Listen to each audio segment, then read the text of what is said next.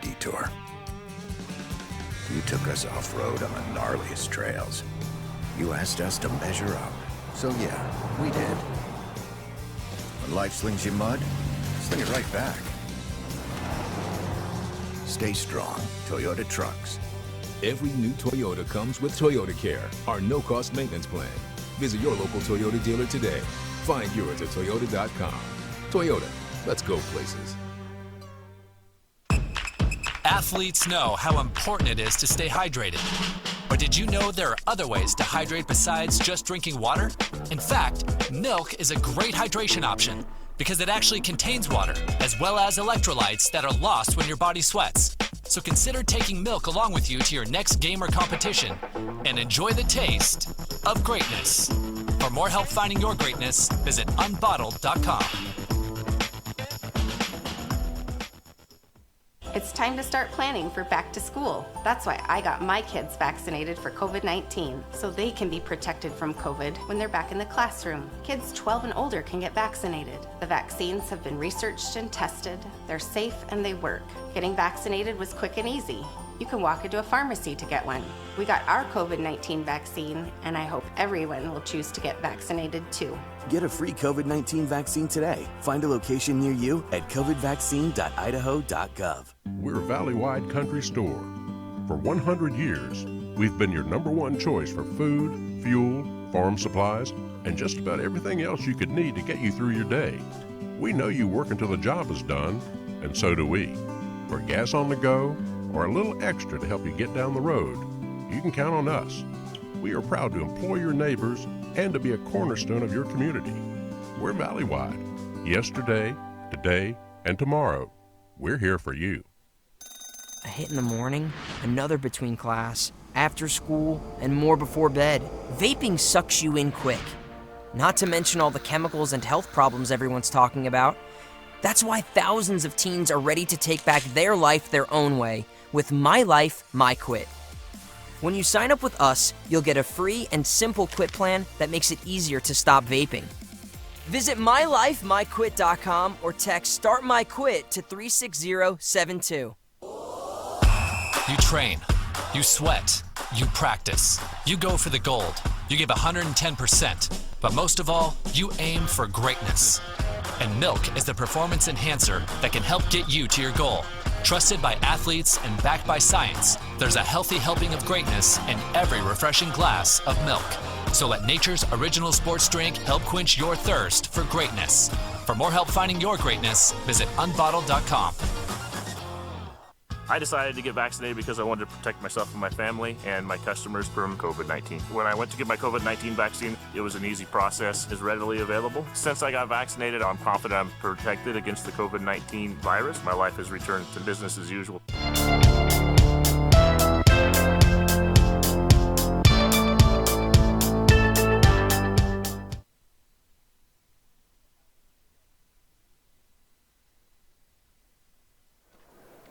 Good evening and welcome into this IdahoSports.com game streams production of the 2021 Idaho High School Football Championships. Championship coverage on IdahoSports.com is brought to you by the Idaho Division of Public Health, your local Toyota dealer, Valley-wide Co-op and Country Stores, and Project Filter. Stop smoking, start living. We are living large tonight inside Holt Arena on the campus of Idaho State University in Pocatello, as it's the 2A state championship battle here. The West Side Pirates coming in with a perfect record of 11-0 on the season as they host the Firth Cougars, who come in with a record of 10-2.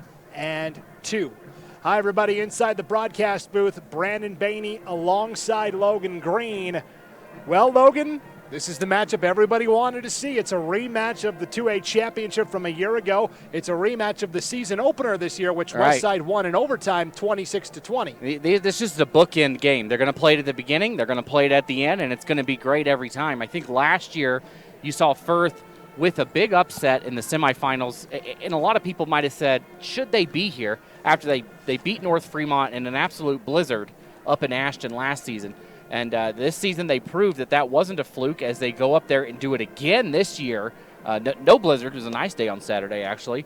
So they go and do it, and they get a rematch here. Of course, that game you mentioned won earlier this season by Westside, and you could see the improvement of the Firth team in that game versus the state championship from last year.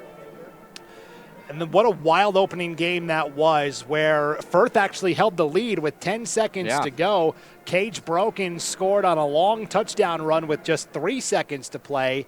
Westside then kicked off. Burton Park returned it 85 yards for a touchdown to send the game to overtime, and that's where Westside eventually took control.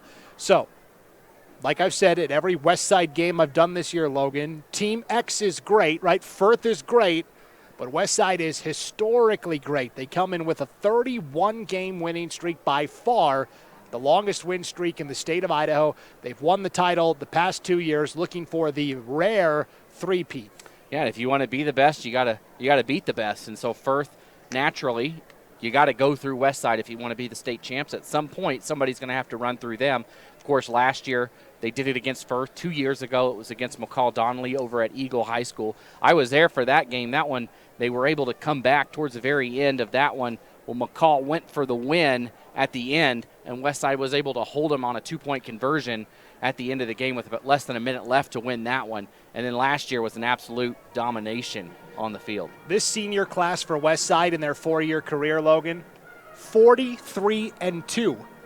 They've lost twice in their entire high school careers. That just is mind-boggling when you think about it. Their 2 losses basically came their freshman year in the playoffs, and then they lost in the regular season in 2019 to Snake River 7-6. And then they've won 31 straight since then. It's just crazy to think about. Yeah, when you look at what that does to a community is the little kids, the younger kids, the kids 5th, 6th grade, they see that. They go see their brothers play, they go see their cousins play, whatever it is, and they say, I want to be out there. I want to be I guarantee you there's some 7, 8, 9-year-old kids sitting over across the way from us that are saying to themselves, I want to play here when I'm 17 years old. I'm going to do everything I can to get there, and they know they're going to have a chance, and so they put forth all effort they have and able to get there, and sure enough, it's been working so far, and you see these programs do this that are continually good, and I like to see this from those teams going forward as well. And it's no secret what Westside likes to do, right? They line up in that wing T offense. Look at the team rushing totals this year for Westside. 2,895 yards on the ground. That's an average of 289.5 per game. And they've scored 51 touchdowns on the ground this year. The guy that's leading the way, of course, Cage Brokens, 1,002 yards and 20 touchdowns. He is the focal point of this offense, but in the last several playoff games, he's had, about 10 carries per game because they really haven't needed him that much. Yeah, when you look at what they've had, they haven't had to do much in the playoffs. And will that become a factor today, Brandon? Like, you look at teams that have that competition all throughout. Firth has had tight games. They played on the road at North Fremont, and Westside has kind of just rolled through, and they've played some familiar opponents. I mean, Grangeville, they hadn't played them, but Bear Lake, a team right over the hill from them that they're used to, and now they get a team that pushed them and has been pushed this year and has played in these tight games more consistently than Westside. And will that favor the Cougars tonight? We'll see. Head coach Tyson Moser for Westside says, that does worry me a little bit. Firth is a little more battle-tested, whereas, we're not. They beat Grangeville 48-8. They beat Bear Lake 47-8. Conversely, Firth's last 2 games in the playoffs, 20-16 over Declo, a game that they won basically on a 4th and 19 heave to the end zone to Burton Park with 40 seconds to play, that won them that game, and then 12-8 at North Fremont last week. The other guy to keep an eye on tonight for Westside, of course, Cage Brokens, but how about the Idaho State University commit Bryler Shirtliff out at wide receiver and defensive back? He also kicks off. He has 32 catches on the year for 497 yards and 10 touchdowns. He can take a 5-yard dig route and turn it into a 30-yard touchdown. And then on defense, he also has 4 interceptions this year. Yeah, he's a phenomenal player, and when you have a dynamic asset like that, on your sideline, you got to like getting the ball into his hands and see what he can do in open space. So Firth's going to have to do a great job on the edges to contain him and not let him get the ball in open space and let him have the opportunity to do what he does so well. Anytime you have an offer to any school, but let alone a Division I university, you've got to have some playmaking abilities. Bryler Shurtleff is going to be calling Holt Arena home for the next several years, trying to put a stamp on it here in his senior season. We talked about Cage Brokens leads the team in rushing. He also leads the team in tackles on defense, 77 tackles for Cage Brokens. He had an interception 2 weeks ago in that playoff win over Grangeville. In fact, Westside as a team had 5 interceptions in that secondary. For Firth is a team that's got good athletes and good speed, and it all starts with Gage Vasquez, the junior quarterback. He's only 5'4", but he is slippery. He is a 2-time state champion wrestler in the lighter divisions, so he's small but quick. On the season, completing 66% of his passes for 1,384 yards, 17 touchdowns, just 3 interceptions. And then on the ground, he's also rushed for 459 yards and 11 scores, a true dual threat that really drives this Firth offense. Yeah, Firth, they're going to do what they do, and they're going to do it well. Yeah, and I really think that having to play those tight games is going to help. These athletes have been in that position. They've had that pressure, and Firth, you develop more when you're put under pressure, and I think that's going to aid them tonight and help them offset some of the power that you see over there on the other side for Westside. And then you have the Park cousins. I'm trying to remember all the family dynamics. They broke it down for me 2 weeks ago. Sam Park is a senior. Burton Park is a junior. They're cousins, and then I believe it's Burton Park and Gage Vasquez are also cousins. So everybody's kind of related on this Firth team. Sam Park, 1,391 yards on the ground and 18 touchdowns. And then Burton Park is more of a dual threat. He's got 401 yards and 6 touchdowns on the ground, but also 436 yards and 5 touchdowns through the air.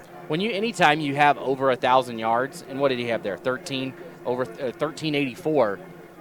To do that in 10 games, 11 games, that's very impressive. You see a lot of times at the college and NFL level, a team will not have a 1,000-yard rusher, and they play 16, 17 games a season. And right now, Firth going out there only, not as many as that clearly, but anytime you can have a guy go out there and rush for over 100 yards a game, you've got a chance. You can control the ball, and I think that's a key thing. If you can keep the ball out of the other team's hands, and especially for Firth tonight, if they can keep it out of, on the other side, if they can keep it out of Shurtleff's hands as much as possible, that's going to aid them.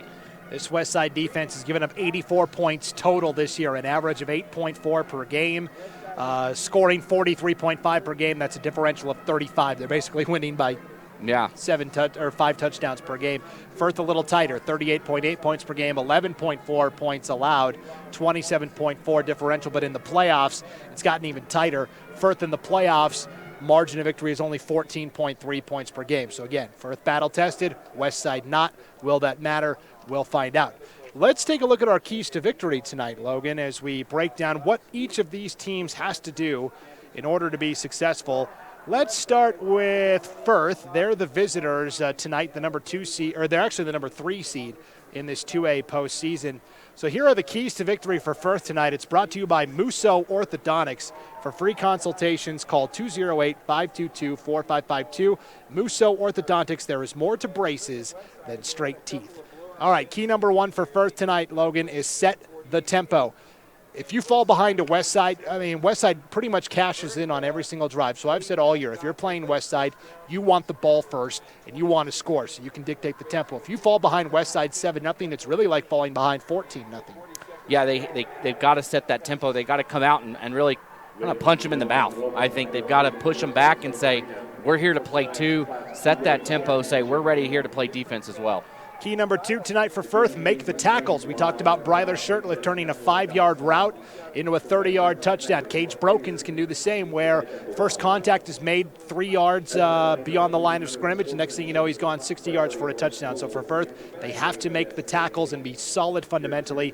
And then the third key tonight for Firth is they need to hit a few home runs, right? This is a Firth team that can strike with big plays, particularly in the passing game, and I think they're going to have to hit a couple of those home runs if they want to compete with Westside tonight. Yeah, and I think even one of those home runs, it'd be a huge benefit if it comes on defense. If they're able to get an interception run back for a touchdown or force a fumble deep, block a punt, I think you might see the tide shift if they're able to get one of those on their side. Home run, whether it's a score or a home run on defense, and a huge stop, a big turnover will help Firth tonight. And that is what propelled Firth into the championship game last year in that semifinal 7-6 win over Firth. It was an 87-yard fumble return for a touchdown by Taden Jacobson. He's now gone. So those are the Firth keys to victory, brought to you by Musso Orthodontics. Let's take a look now at the West Side keys to victory tonight, Logan. The first one, just like Firth, set the tempo. If West Side gets a lead, they're pretty much impossible to stop. Yeah, if they can get out, like you said, if they get up 14, I think it's over. I think if either team gets up 14, this thing is in the bag. So it'll be key for both of them to come out and really show the opponent that they're here to win this game. Key number 2, block the chatter, right? All they hear from their fans and parents and supporters, you guys have won 31 in a row. You've owned these guys lately. You got this in the bag. They got to block that out and worry about what's happening on the field. Yeah, you can't do that. I mean, we saw that a couple minutes ago out here on the field. We saw Raft River, who had beaten Oakley early in their season, rolled through everybody on their way here, get dominated on the field. You got to think that in people's minds, in the West Side mind, you say, we've got this. But you can't think like that. They have to think of, this is a team that can beat us, and we've got to go up and we've got to push them around. Third key, don't kick to Park. That's Burton Park in the return game. Westside had a victory in hand in the regular season opener. Then they kicked off to Burton Park, and he took it back 85 yards for the game-tying touchdown as time expired. I would be shocked if either he or Gage Vasquez in the return game tonight got a good look at a ball. Bryler Shurtleff has a big leg. He's in Holt Arena for the first time this year. I'm sure he's going to want to show that off and try and boot some touchbacks. But more importantly, I think, is going to be squib kicks away from these lethal returners. So don't let Burton Park field a kickoff, because he's shown that he can take it back for a touchdown. Yeah, a couple games I did last weekend, you saw a huge advantage come on kickoffs, where one team, it was Rigby and Meridian. Meridian had a lethal kick returner in Davis Thacker, and he would pick up 40 yards. They were starting every drive at the 40-yard line. They didn't have long to go.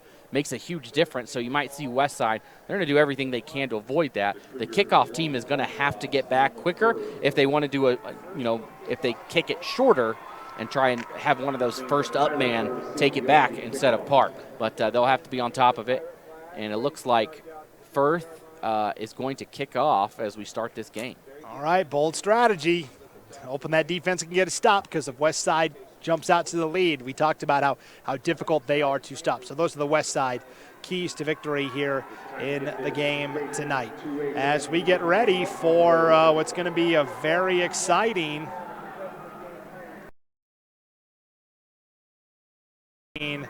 Firth and West Side. West Side is the home team tonight, wearing the white jerseys with those maroon pants, white trim down the sides as they come running out onto the field with the black pirate flags. They've got the white jerseys with the maroon letters and numbers and those maroon helmets. You know, when you drive into Dayton, which is where West Side High is located, you get about 10 miles out and you start seeing the black pirate flags on the side of the road. And they basically lead you right into the high school where they will play in the competition. So, again, West Side wearing the white jerseys, maroon pants. I always try to make a comparison to an NFL or college team so the listener can get a visual in their head. I would say that West Side kind of looks like Mississippi State. Yes, I agree. I was thinking maybe Minnesota, but they have more of a yellow in there, but that's a great Mississippi State. I agree with that one. Firth is in their road jerseys, black pants, blue letters and numbers with white trim around them, and blue helmets. I would say that Firth kind of looks like the Duke Blue Devils. Ugh, gross. This is from a North Carolina State fan. That's right. Yeah, I agree. They're Duke or a Middle Tennessee State, somewhere like that, that's got black and blue as their primary color. More people would know Duke than Middle Tennessee State. Probably. That's in the first game, I said Rat River looked like Toledo. And I'm like, nobody knows what Toledo. And I was like, Pitt. They look like Pitt. That's right. Pitt. I think they're more like Pitt. They had that brighter blue. Toledo's a little more navy, but Pitt's had a great year. Kenny Pickett, quarterback, of course, and two great quarterbacks in this one. Gage Vasquez for Firth and Blaze Brown for West Side as we are ready to go. Firth will kick off to start tonight's contest, which means we'll see that West Side offense up first. And back deep to return for the Pirates, Cage Brokens. along with Hayden Robinson. And ready to kick off for the Firth Cougars is Cooper Leslie. He's a senior. And a pretty good one. So Leslie ready to kick off from his own 40-yard line. Directional kick will take a bounce at the 15-yard line, be picked up on a hop there by Hayden Robinson across the 25 out to the 29, and that's where Westside will start 1st and 10. I'll tell you, Ethan Perkins, he had a hand on that ball trying to rip it out on the defense for Firth. Not able to do so, though. Nice job at holding on to the ball and not letting Perkins rip it away. So 1st and 10 for the Pirates, working right to left here in this opening quarter of action, and they'll say Robinson got all the way out to the 30-yard line. So Westside comes in with that vaunted wing tee attack, averaging right around 290 yards per game on the ground. We'll see what they have in store here on 1st and 10. Brown under center in the wing tee. Plancarte, the man in motion right to left. They will hand off up the middle to Cage Brokens. Brokens to the 40, the 50, the 40, the 30, the 20, the 10. Right off the bat, a 70-yard touchdown run for Cage Brokens. Well, that didn't take long at all. He found the right gap right on the just to the right of the center, able to bounce off a couple of tackles. And you mentioned the key to the game for Firth was to make the tackle. They did not do so there. And not able to, after those first 10 yards, no one was anywhere near him as he rumbles 70 yards to the end zone. I've seen this movie before. This is like the 3rd time this year where on the first play from scrimmage, Brokens has taken it to the house. And now Christian Plancarte on for the point after try. As Brokens takes it 70 yards, and I think Firth jumped off sides here on the point after try. Yeah, encroachment against the Cougars. Westside might go for 2 now because of that.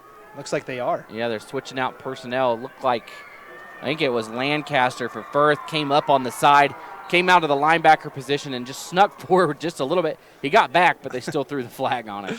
Yeah, he was kind of deking out like he was going to rush and then, cross that imaginary line. So puts the ball at the 1-yard line, and Westside going to line up and go for 2 now with 11:40 to play in our opening quarter of action. Following a Cage Brokens 70-yard touchdown run on the opening play of the game. Brown under center, wing tee. Plancarte in motion left to right. He'll get the call on the sweep right side, and I don't think he got there. Great job by Firth to stand him up, and so the score remains 6-0 Westside with 11:40 to play in our opening quarter. Preston Auto Parts has been open for over 20 years, and they've been serving the folks in Preston and the surrounding area with the best auto parts and customer service around. Preston Auto Parts is an independent CarQuest dealer and proudly supports Westside Athletics. Preston Auto Parts wants to wish the boys good luck in the state championship today. So I want to thank UNI Furniture. They'd like to wish the Westside Pirates the best of luck today at the state tournament. The U is for Utah and the I is for Idaho, and we offer complete home furnishings, appliances, and flooring products that are up to date, and we commit to giving you the very best at U and I. Go Pirates. That's great marketing, isn't it? You, because it's you and I, like you and me, right? You and I. That's right. And then the U for Utah and the I for, it works on 2 levels. And they're close enough to Utah down there that you got to appeal to the Utes as well to get them to come across the border. Yeah, I think there's a lot of athletes that end up in Dayton from Utah as people go that short trip across the border. I mean, Westside High School, such a dominant athletics program in general, right? They won the state volleyball championship earlier this fall, back-to-back, looking for the three-peat in football. Both teams went to state basketball last year. So talented. Breiler Shirtlift to kick off now for Westside, trying to get it into the end zone for a touchback, and he does. Firth will start 1st and 10 from their own 20, working left to right here in this opening half. Yeah, heck of a kickoff right there. That one almost cleared the end zone before it landed. Another great kick from Shirtlift, so that'll push Firth back. They've got 80 yards. We'll see if they can counter with a nice run of their own to start the game. Breiler Shirtlift was the only player in the state of Idaho last year to be named All-State at 3 different positions, wide receiver, defensive back, and kicker. So rarefied company for Breiler Shirtlift, the future Idaho State Bengal. 1st and 10 for Firth, 4 wide, 2 to either side. Gage Vasquez out of the shotgun has a man in motion right to left. They will start with a handoff up the middle. This is Sam Park.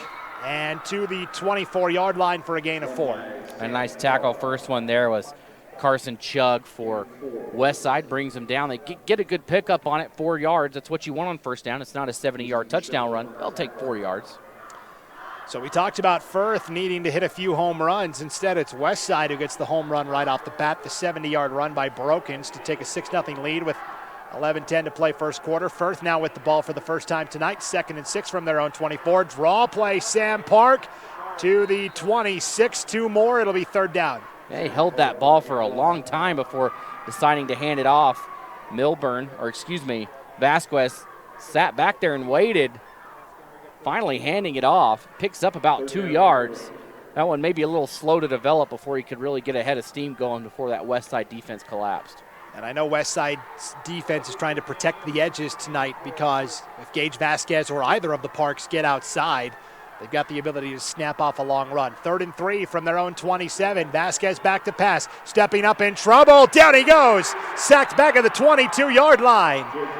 A great job by the Westside secondary. They're the ones that set up that sack. No one open for Firth as the secondary did a great job at covering their man and not letting Vasquez find anybody open downfield. Had no choice but to scramble and was wrapped up on the near side. That was the junior Easton Shirtlift coming through with the sack for Westside. Ends up losing 4 yards on the play.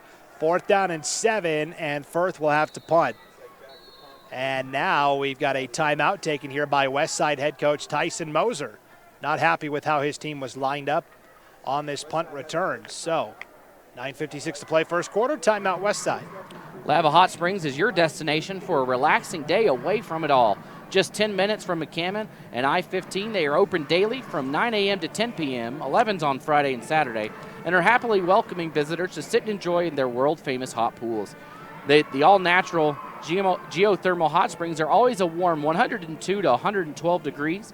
Their indoor aquatic center will be open for the fall season. Well, it opened on the fall season back on October 1st. And Friday and Sunday, they offer kiddie splash time, as well as on Tuesday and Wednesday morning.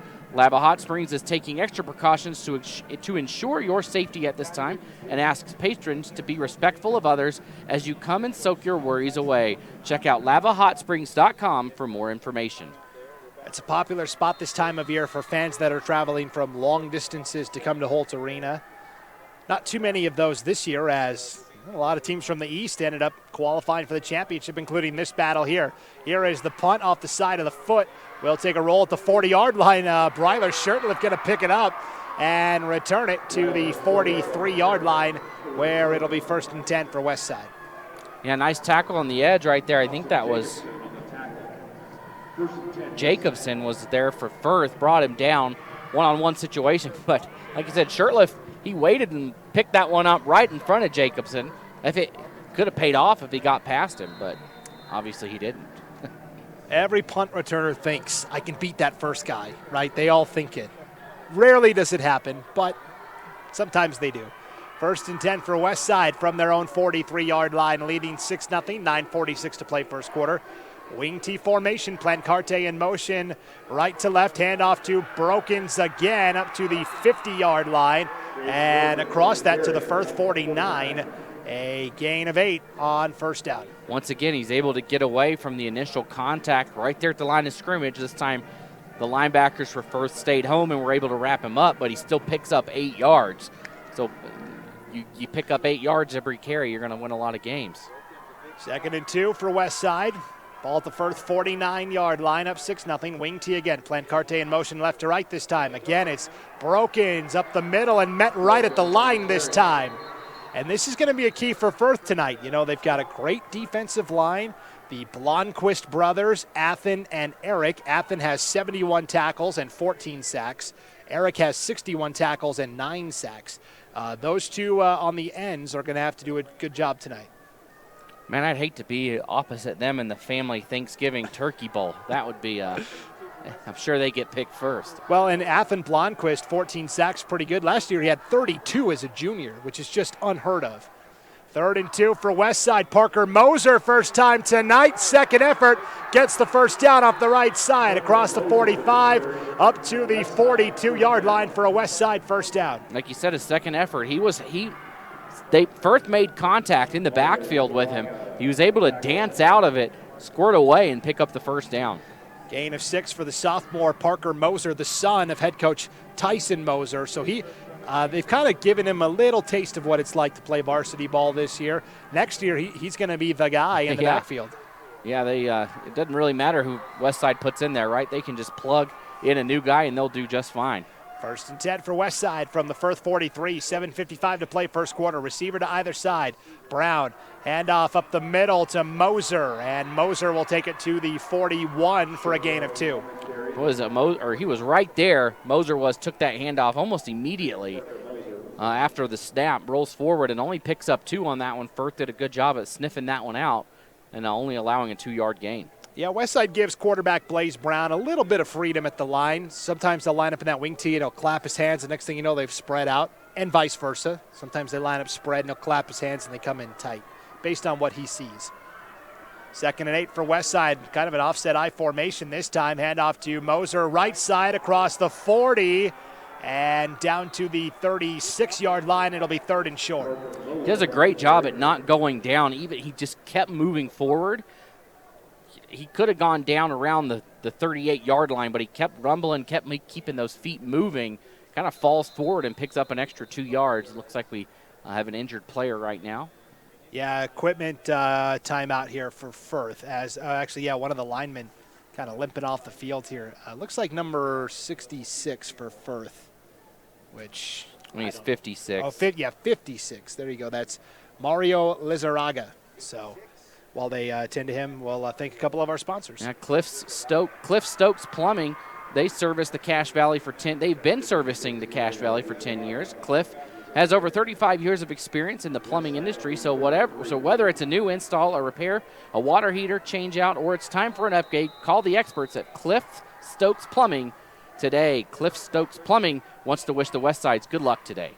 3rd and 3, pitch out left side. Parker Moser has the first down, the 30, the 25, and knocked out of bounds at the 21-yard line of Firth. A gain of 15 and a first down. And I don't know if it would have made any factor in that play, but he moved the ball from his right arm. He came out over here on the near sideline.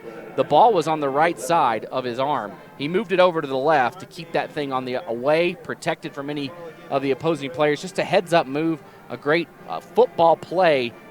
Might not have made any difference in this play, but it will down the line.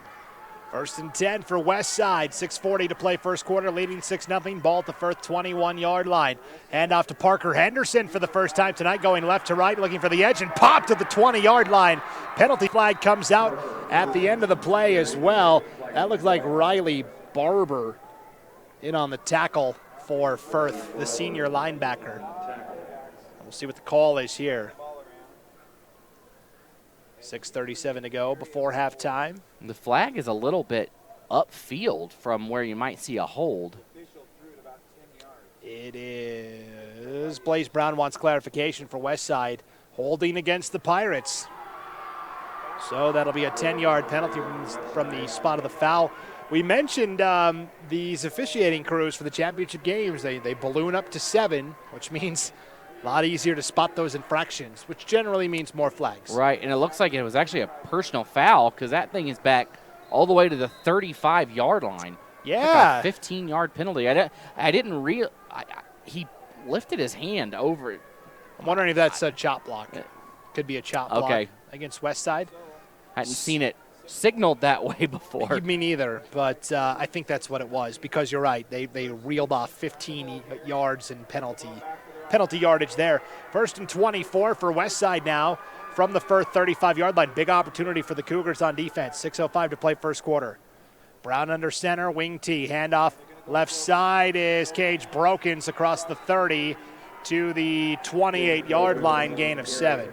Firth has to make a stop right here. If you're going to stop Westside, this is the chance. You have them 1st and 25. You've got to come up with the stop. Now it's 2nd and 16. They're able to get 9 of those back. This is still a big opportunity. They still have a shot at it. They're going to need to force a 4th and long to realistically get themselves out of this hole that they're in right now. 2nd and 16 for Westside from the Firth 27. 5.5 to play before halftime, or before the end of the first quarter. 6-0 Westside lead. Brown rolling out back to pass for the first time tonight, in trouble, and down he goes back at the 34-yard line. And there's that pass rush we were talking about from the Firth Cougars, coming off the edge to make the sack that time. Looked like Austin Jacobson. Yeah, great job. Jacobson just wrapped him up around the waist. Was trying to break free, Brown was. He almost got out of there, but Jacobson just a little bit too much as he got some help that came in late. And now here it is. Now they've got that 3rd down and 23. If you're Firth, you smell blood in the water right here, and maybe you bring it all out knowing, they got a long way to go to pick up that 1st down. You look at that Firth secondary with guys like Sam Park and Gage Vasquez back there. This might be the one secondary that can match up with Bryler Shirtliff. 3rd and 23. Brown throwing a deep ball, looking downfield. It's almost intercepted, but broken up at the 5-yard line by Cooper Leslie. They were trying to go deep to Hayden Robinson on the left side, and Leslie jumped up there and nearly came away with the pick. He should have had it. I think he'll catch that 9 out of 10 times as he waited. He was right there for it, just kind of waiting in center field for the catch. Got it right at the high point, but just couldn't come down with it. He got up real high to steal that away, and Westside looks like they are lining up to go for this on 4th and 23. I think Coach Moser trusts his defense enough to say, if we don't get this, yeah, we'll be all right. Brown taking a shot down the middle. It's intercepted at the 15-yard line, across the 20, and an interception return up to the 18-yard line is eventually where they'll give the forward progress. That ball was picked off by Burton Park. So on 4th down, it's basically like a punt, and Brown's pass intercepted. It was like he threw it right to Burton Park. Yeah, he could have knocked that one down and had better field position. Right. You want that, though. You want that chance to take that thing to the house, and you never know in a situation like that. You've got the offense playing defense, what you can do with it. Just want to thank D&T Electric Heating and Cooling. They are a proud supporter of Westside Athletics, and they want to wish the Pirates good luck in the state championship tonight. 1st and 10 for Firth from their own 20-yard line, 4 wide, 2 to either side. Vasquez out of a shotgun, trailing 6-0. Screen pass on the left side, caught by Burton Park, out to the 25, a gain of 5. Looked like it might have been a little miscommunication. Looked like possibly Wyatt Nelson thought it was coming to him, but Park took it back there. Either way, they pick up 5 yards.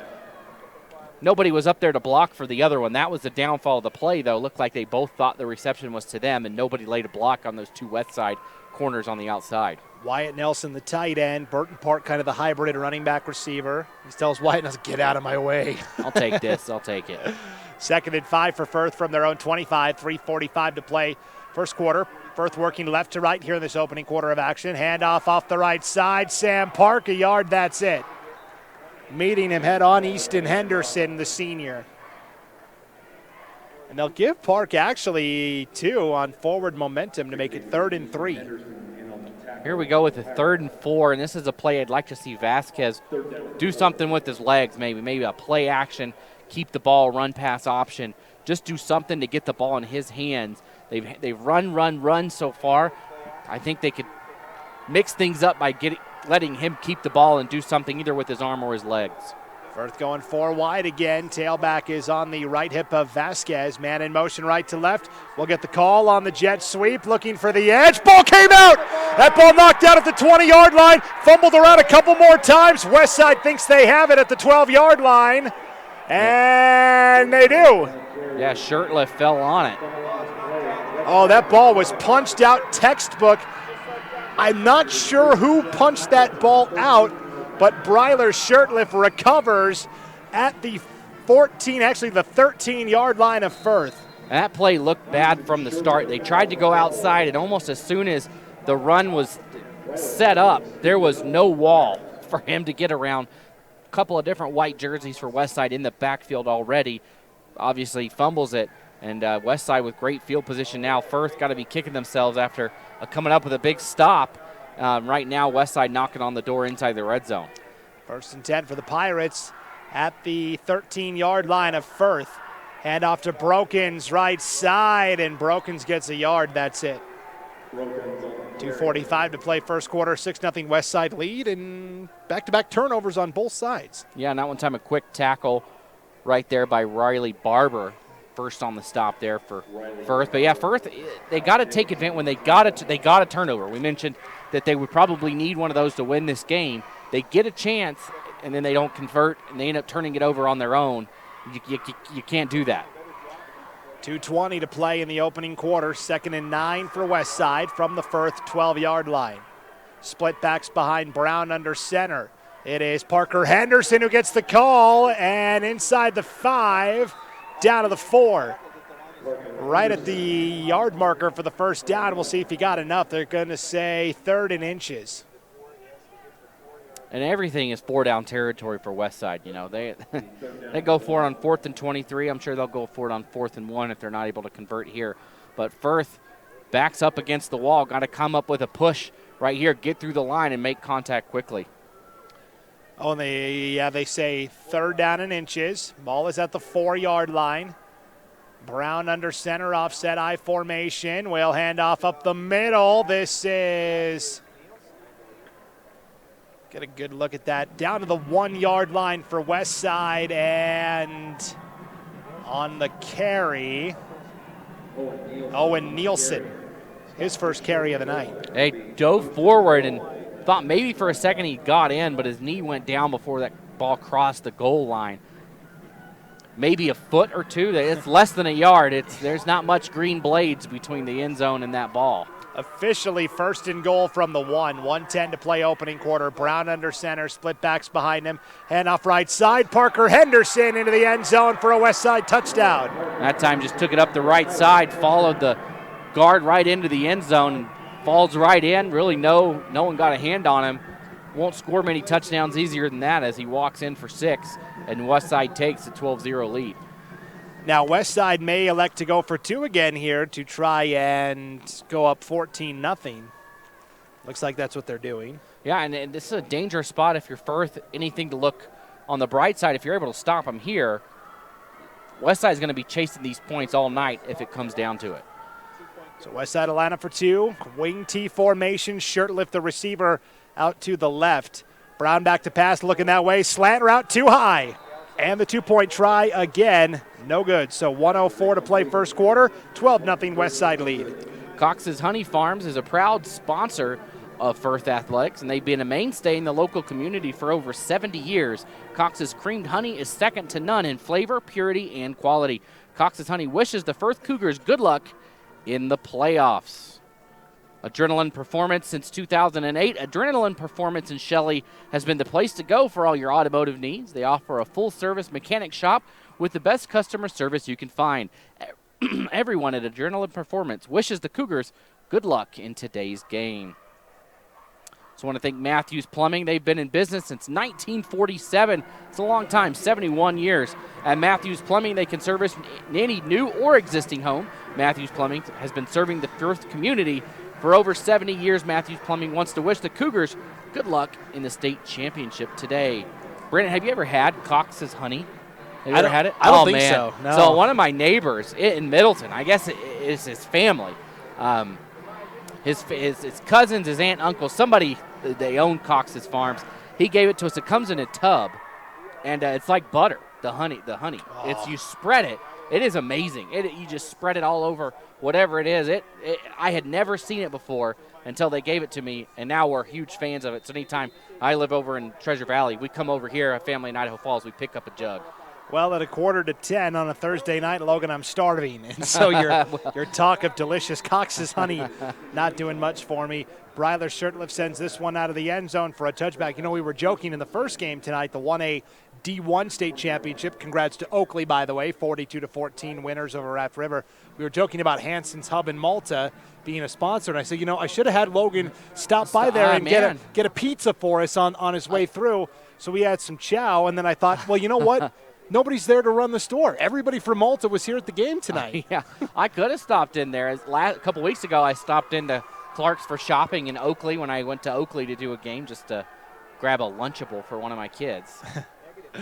1st and 10 for Firth from their own 20-yard line. 1:04 to play here before the end of the first quarter. Vasquez under center, offset I formation right side, and a dive for a yard, and that's it, 2nd and 9. Sam Park on that carry. It has been tough sledding for Firth so far tonight. And this was a story of the game last week when I was at the 3A game between Homedale and Sugar Salem.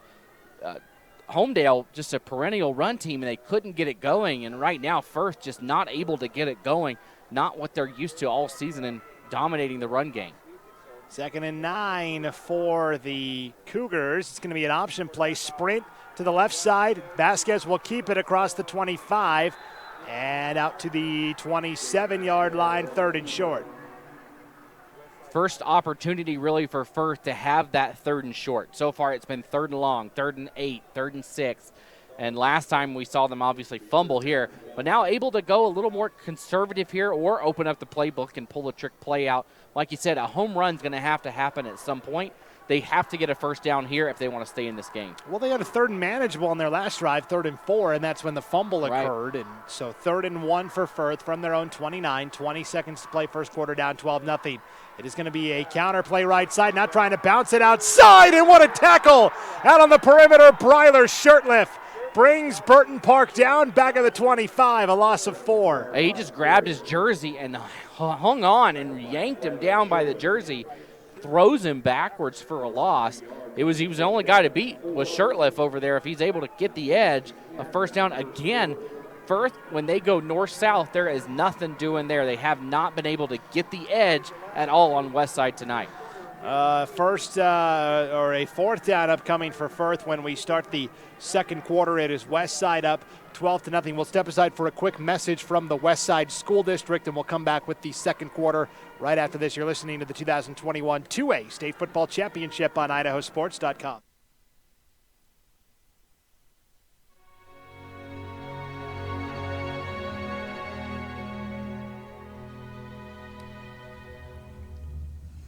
The Westside School District has maintained the same conservative annual levy since 2004. This rate of $185 per student tax rate is 10 times less than the state of Idaho average, which is $2,000 per student. Now, this has been possible because of generous donors, as well as the school district being able to utilize sound financial practices.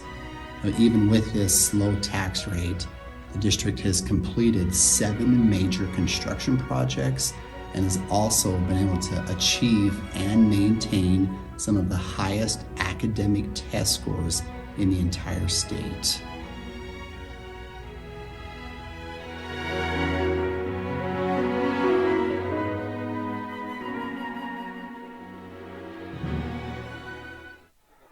Back inside Holtz Arena, second quarter starts with a punt from Gage Vasquez. Breiler Shirtliff will return it to the 35-yard line where it'll be 1st and 10 for the West Side Pirates. Up 12-0 as we start the second quarter of action. Yeah, punt rolls out of bounds, Shirtliff rolls out of bounds with the punt. But back at the 35 now, so they'll have a drive to put on here. Last time they went 70 yards in one play, but haven't been able to go on a long drive since then. That other touchdown drive was only 12, 14 yards, something like that after the turnover. And once again, Firth back on defense, and if they stay out there much longer, you got to think that they're going to get worn out by that offensive line for Westside. Right, you can only plug the hole in the dam for so long before the water bursts through. 1st and 10 for Westside, now working left to right in this second quarter of action. It is a quarterback keeper for Blaze Brown for only a yard. It's like first one back there was Riley Barber. Once again, he's had a couple of good tackles right there at the line of scrimmage, or maybe a yard or two above it, but nice job by him to wrap him up and bring him down. So you look to this great senior class for Westside, Breiler Shirtliff, Cage Brokens, Blaze Brown, and you think finally we get a break. Well, no, because Blaze Brown's younger brother Eli Brown is the backup quarterback. He'll take over next year for Westside, along with this guy Parker Moser, who gets the carry off the left side, met right at the original line of scrimmage for a loss of a yard. Great backside pursuit from the defensive end for Firth that time, and again, in on the tackle for the Cougars was Austin Jacobson. So loss of a yard on that carry for Parker Moser. And, 3rd and 10, all things considered, the Firth defense has done a pretty good job tonight. Yeah, I mean, they gave up the one long play, and a 14-yard drive for a score. That's really it. Yeah. 3rd and 10 for Westside. 10:40 to play before halftime from their own 35. Brown back to pass. In trouble, brought down.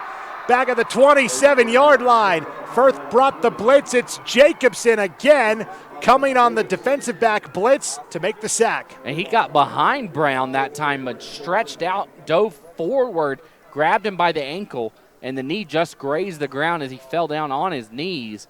Big sack right here, and now Westside will definitely have to punt this one away. And Vasquez back there to return it for Firth. And another opportunity. Like you said, that defense they've held their own after that big play, really. Logan, this is the 5th Westside game I've broadcasted this year. I don't think I've seen them punt yet this year. Well, I'm not joking. I couldn't tell you who the punter was coming into the game. It looks like it's going to be Bryler Shirtliff. Back to punt. Firth brings the rush. It's a high kick. Will be caught at the 32-yard line by Gage Vasquez to the 40, the 45. And Vasquez returns it up to the 47-yard line. So Gage Vasquez, not only is he the quarterback, he's an all-state safety, and he returns kicks and punts, and he punts as well. And so he kind of does it all for this Firth team. He was quick right there on that move. He was able to get past that first wave of defenders. Nice block he got right there about a yard ahead of him. But a nice job by Vasquez. Big pickup, and now Firth will have their best field position of the night right there at the 46-yard line. And Vasquez, we talked about a junior, and I believe he's gone 2 for 2 in state wrestling championships his first 2 years of high school, competing at the lightweight divisions. 1st and 10 for Firth, 9:41 to play before halftime. They'll start with a run play started to left, and then Sam Park is able to cut it back against the grain to the right for a gain of 3. Yeah, tried to go left, didn't see anything there. It was a wall. Bounces it up and ends up picking, I don't know, they're going to give him about 2 yards on that play, bring up 2nd and 8. Yeah, it's going to be, I guess a long 2. See, I always do that. I look and I'm like, yeah, it was 3 yards. And then the down marker reset. No. They're constantly moving. 2nd and 8 for Firth.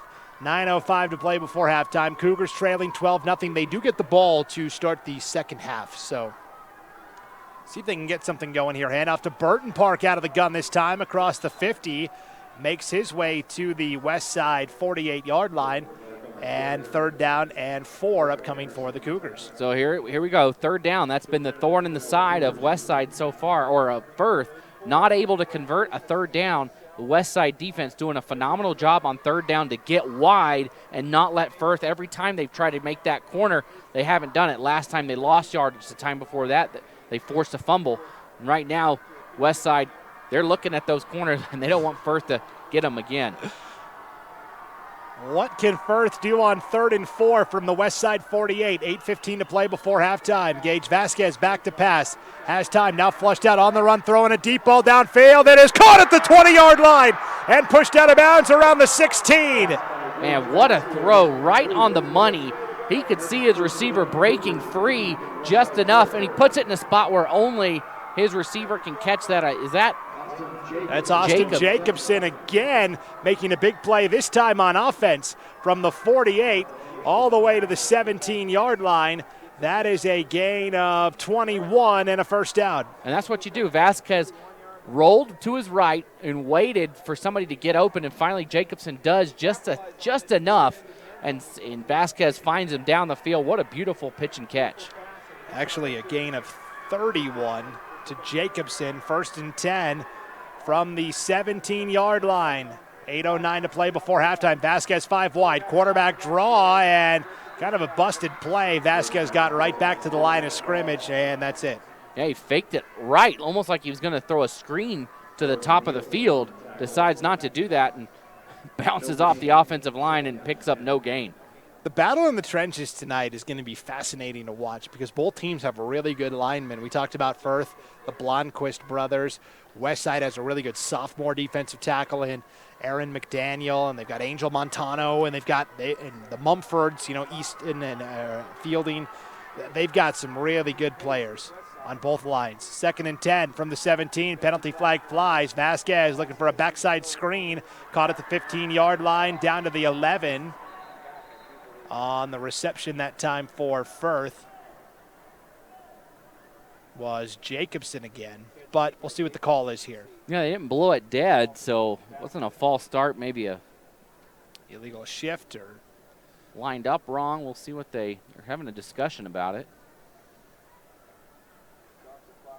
As it stands, it's a 6-yard gain to Jacobson. 7:22 to play before halftime. Looks like it's going to be against Westside, they're indicating. So if it's a 5-yard penalty, you picked up. I know, now they'll say false start. They were pointing to Westside like it was against them, but I didn't even see the official signal what the penalty was. Well, he was over here talking to the Firth sideline, so I thought for sure they were having the discussion. Do you want to take it? Do you want to decline it? Either way, they'll replay this down 5 yards back. It wasn't, do you want to take it? Do you want to decline it? It was, you're going to take it, and you can't decline it. Yeah, exactly. you're going to like it. You're going to go back. That's right. You'll take your penalty and ask, please, sir, could I have another? Yeah. And now a timeout taken by Firth with 7:08 to play before halftime. Dr. Hansen at River Valley Dental in Shelley has been serving patients for over 24 years. Dr. Hansen is happy to welcome Tanner Hyam to the practice, and they are eager to serve you. The highly trained team at River Valley Dental works together to provide you with courteous and professional dental care in the most comfortable environment possible. They offer personalized treatments that will help you make an informed decision about your oral health. Dr. Hansen and Dr. Hyam at River Valley Dental are proud to support Firth in the playoffs. Just want to thank Idaho Ag Credit. Idaho Ag Credit has financed farmers, ranchers, and those in the ag industry since 1934. Idaho Ag Credit is a lending co-op for people involved in any aspect of agriculture. They offer easily accessible credit at low rates to and local employees who understand agriculture. Whether you're buying a tractor, a farm, or need an operating loan, call Idaho Ag Credit or stop by any of their offices with locations in Blackfoot, American Falls, Twin Falls, and Rexburg. To serve you and your ag lending needs, visit www.idahoagcredit.com for more information. Idaho Ag Credit is proud to support all of the student athletes playing in today's game. So out of the timeout by Firth, second and 15 for the Cougars from their own 23-yard line. 7:08 to play before halftime. Firth down 12-0. And now the officials blow the play dead. I think the down marker, it says second down, and I think it's still supposed to be first down. Firth head coach Jordan Bartlett wanting to make sure that is correct. I agree. I think it should still be first down. I think that's what they're talking about. Yeah, and they got second and 16 on the board, which would be. Yeah, I think it's second and 15. Right. Yeah. Coach Bartlett never won a state title at Firth, but Firth has a program since the IHSAA started officially keeping track of these things, which was in like the 70s. Firth has won 4 titles, 1988, 1998, and then back-to-back titles in 2005 and 06. West Side, of course, Tyson Moser alone for West Side has won 4 titles, 2010, 2014, and then 19 and 20. He's going for the three-peat this year. West Side as a school has won 7 state championships in school history, 1980, 1983, 2004, and then the 4 from Coach Moser, 10, 14, 19, 20. Yeah, you look at the last couple years in 2A, and it's been West Side or Declo. It's been one of those two that's always right there. I think one of the two has won it 9 of the last 10 years, and then you got Firth, who's been that fringe team, like you said, won a couple of championships in the early 2000s, who's been right there in the mix every year as well. So finally they get it changed. It's 1st and 15 for Firth from their own 23. Vasquez rolling out right side in trouble, reversing back to the left side, has a couple of receivers open, throws short instead. It's caught at the 10-yard line. Spinning this Jacobson, diving for the pylon. He's in for a Firth touchdown. From 23 yards out, now they're going to say, did he step out of bounds? There's a flag down at the 17-yard line. Oh, no.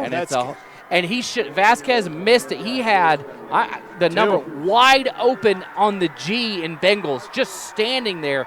He didn't see him. They get it in. If he sees him a minute earlier, 5 seconds earlier, the hold doesn't happen because it was over here on the left side, and he's going to pitch and catch for a touchdown, and that really stinks for Firth. So I don't think it would have mattered because it was an ineligible receiver downfield. Okay. When Vasquez took off and rolled to his right and then reversed back to his left, Those linemen So, got downfield because they're used to Vasquez taking off on that play. So ineligible receiver downfield makes it 1st and 20 now for Firth. Wipe out the touchdown. Well, they were open before he turned around the 5-yard line. 1st and 20 from the 27. Sweep play to Burton Park right side. Parker Henderson makes the stop in the backfield. A loss of 3 back to the 31-yard line. I mean, you got to credit Westside for kind of, in a way, forcing that penalty to be drawn as Vasquez wanted to go one way, and there's nothing there. They forced him to stay on his feet, and those linemen move up. So, in effect, they forced it by keeping Vasquez on his feet. Those are those home runs that we were talking about that Firth had to connect on a couple of those. And 2nd and 24 now for the Cougars from their own 31-yard line. 6:10 to play before halftime, trailing 12-0. A promising drive on the verge of getting derailed here. Vasquez out of the gun, a back on either side, and the tight end in there is kind of like a quasi wingback as well on the left side, and Firth didn't have any idea how they were lining up. So a timeout taken by the Cougars, their 2nd of the half. Yeah, so all of a sudden they go from end zone back to the negative side of the 30. They're back at the 31-yard line, 2nd and 24. And if you're Firth, you're thinking of what could have been on that play. And they had a couple of chances to score. Vasquez could have thrown it when he was going towards his right, and he would have had a man wide open down around the 5-yard line, and they would have walked in. Either way, Westside escapes that play. And if you win championships, some of those things have to roll your way. And so far, they're going Westside's way today. As we're under 6 minutes to go, Firth really is going to have to score here if they want to. Like you said, they get the kickoff. If they're able to punch this in and then hold Westside, hey, it's a whole new ball game. Yeah, they got to get that first score, though. Get over the hump. They've been going backwards on this drive. As you noted, Logan, 5:57 to play before halftime. 2nd and 24 for Firth from their own 31-yard line, or from the west side 31-yard line. Got to get all the way down to the 7 to pick up the first down. Vasquez under center, split backs behind him, wing back to the right side of the formation. Vasquez back to pass. Westside brings the rush, has a man open. It is caught inside the 10, down to the 7-yard line on the near side. Austin Jacobson. Christian Plancarte was there in coverage, but Jacobson got a step, and Vasquez laid it up perfectly where only his guy could catch it. And he made a great adjustment, too. He was looking towards the far side of the field, sees it coming the other way, makes a slight adjustment in his body position, and comes down with it right at the 11-yard line. What a fantastic throw by Vasquez, right on the money where only his guy can get it. So all the way down to the 6, following the 25-yard completion from Vasquez to Jacobson. 1st and goal from the 6 for Firth. Vasquez handoff right side. Sam Park takes it to the 5 for a gain of a yard. Cage Brokens breaking through the line that time to make the tackle. He was back there like I don't know, what do you call the ball in a cannon? Whatever it is. A cannonball? A cannonball. He was he rocketed it out. Either way, he blasted out of there. Just broke through the line, no resistance at all. Gets that initial contact and brings up a short loss on the play.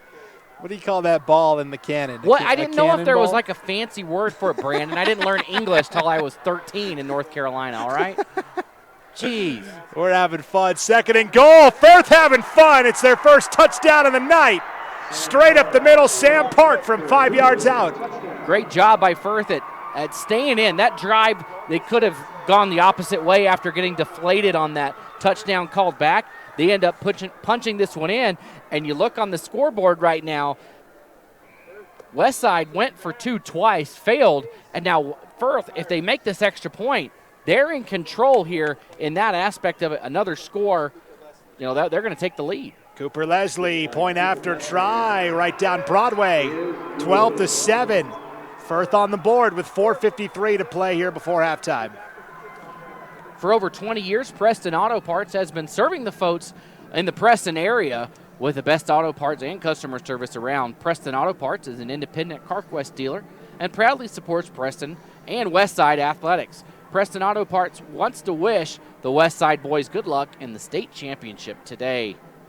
Cliff Stokes Plumbing has been serving the Cache Valley for over 10 years. Cliff has over 35 years of experience in the plumbing industry, so whether it's a new install, a repair, a water heater change out, or it's time for an upgrade, call the experts at Cliff Stokes Plumbing at 435-770-8251. Cliff Stokes Plumbing wants to wish the Westside boys good luck at the state championship. 4:53 to play here before halftime, and Logan, we got ourselves a ball game, 12-7, Westside with the lead. Now, for as much momentum as Firth got by hitting one of those home runs, seriously, it was second down and 24. They get the big completion to Jacobson, and then the 5-yard touchdown run by Sam Park. So Firth has gotten the momentum back on their side, but more importantly, they've got to get another stop on defense. And they've shown they can do it. I think that's the thing, is Westside broke off that huge run, and then they took off and took advantage of a fumble inside the 15-yard line for their points. They have not gone on a long, sustained touchdown drive. Firth will kick off to the 16-yard line. This is Hayden Robinson on the return, gets a block across the 35 and finally brought down at the 40-yard line. What a return by Hayden Robinson. I think, was that Leslie out there? I think it was for Firth. The kicker. Laid a hit on him at the last second. If he doesn't do that around the 35-yard line, he did a great job. He went all the way north across the field, found a great wall of blockers and almost made the corner, but stumbles around the 39. Yeah, if Leslie doesn't make that stop, it might be hasta la vista, baby. It is 1st and 10 for Westside from their own 39-yard line. 4:43 to play here before halftime. And working left to right here in the second quarter of action. Brown, quick throw, doinked off the helmet of Parker Moser, and then nearly intercepted at the 45-yard line by Firth.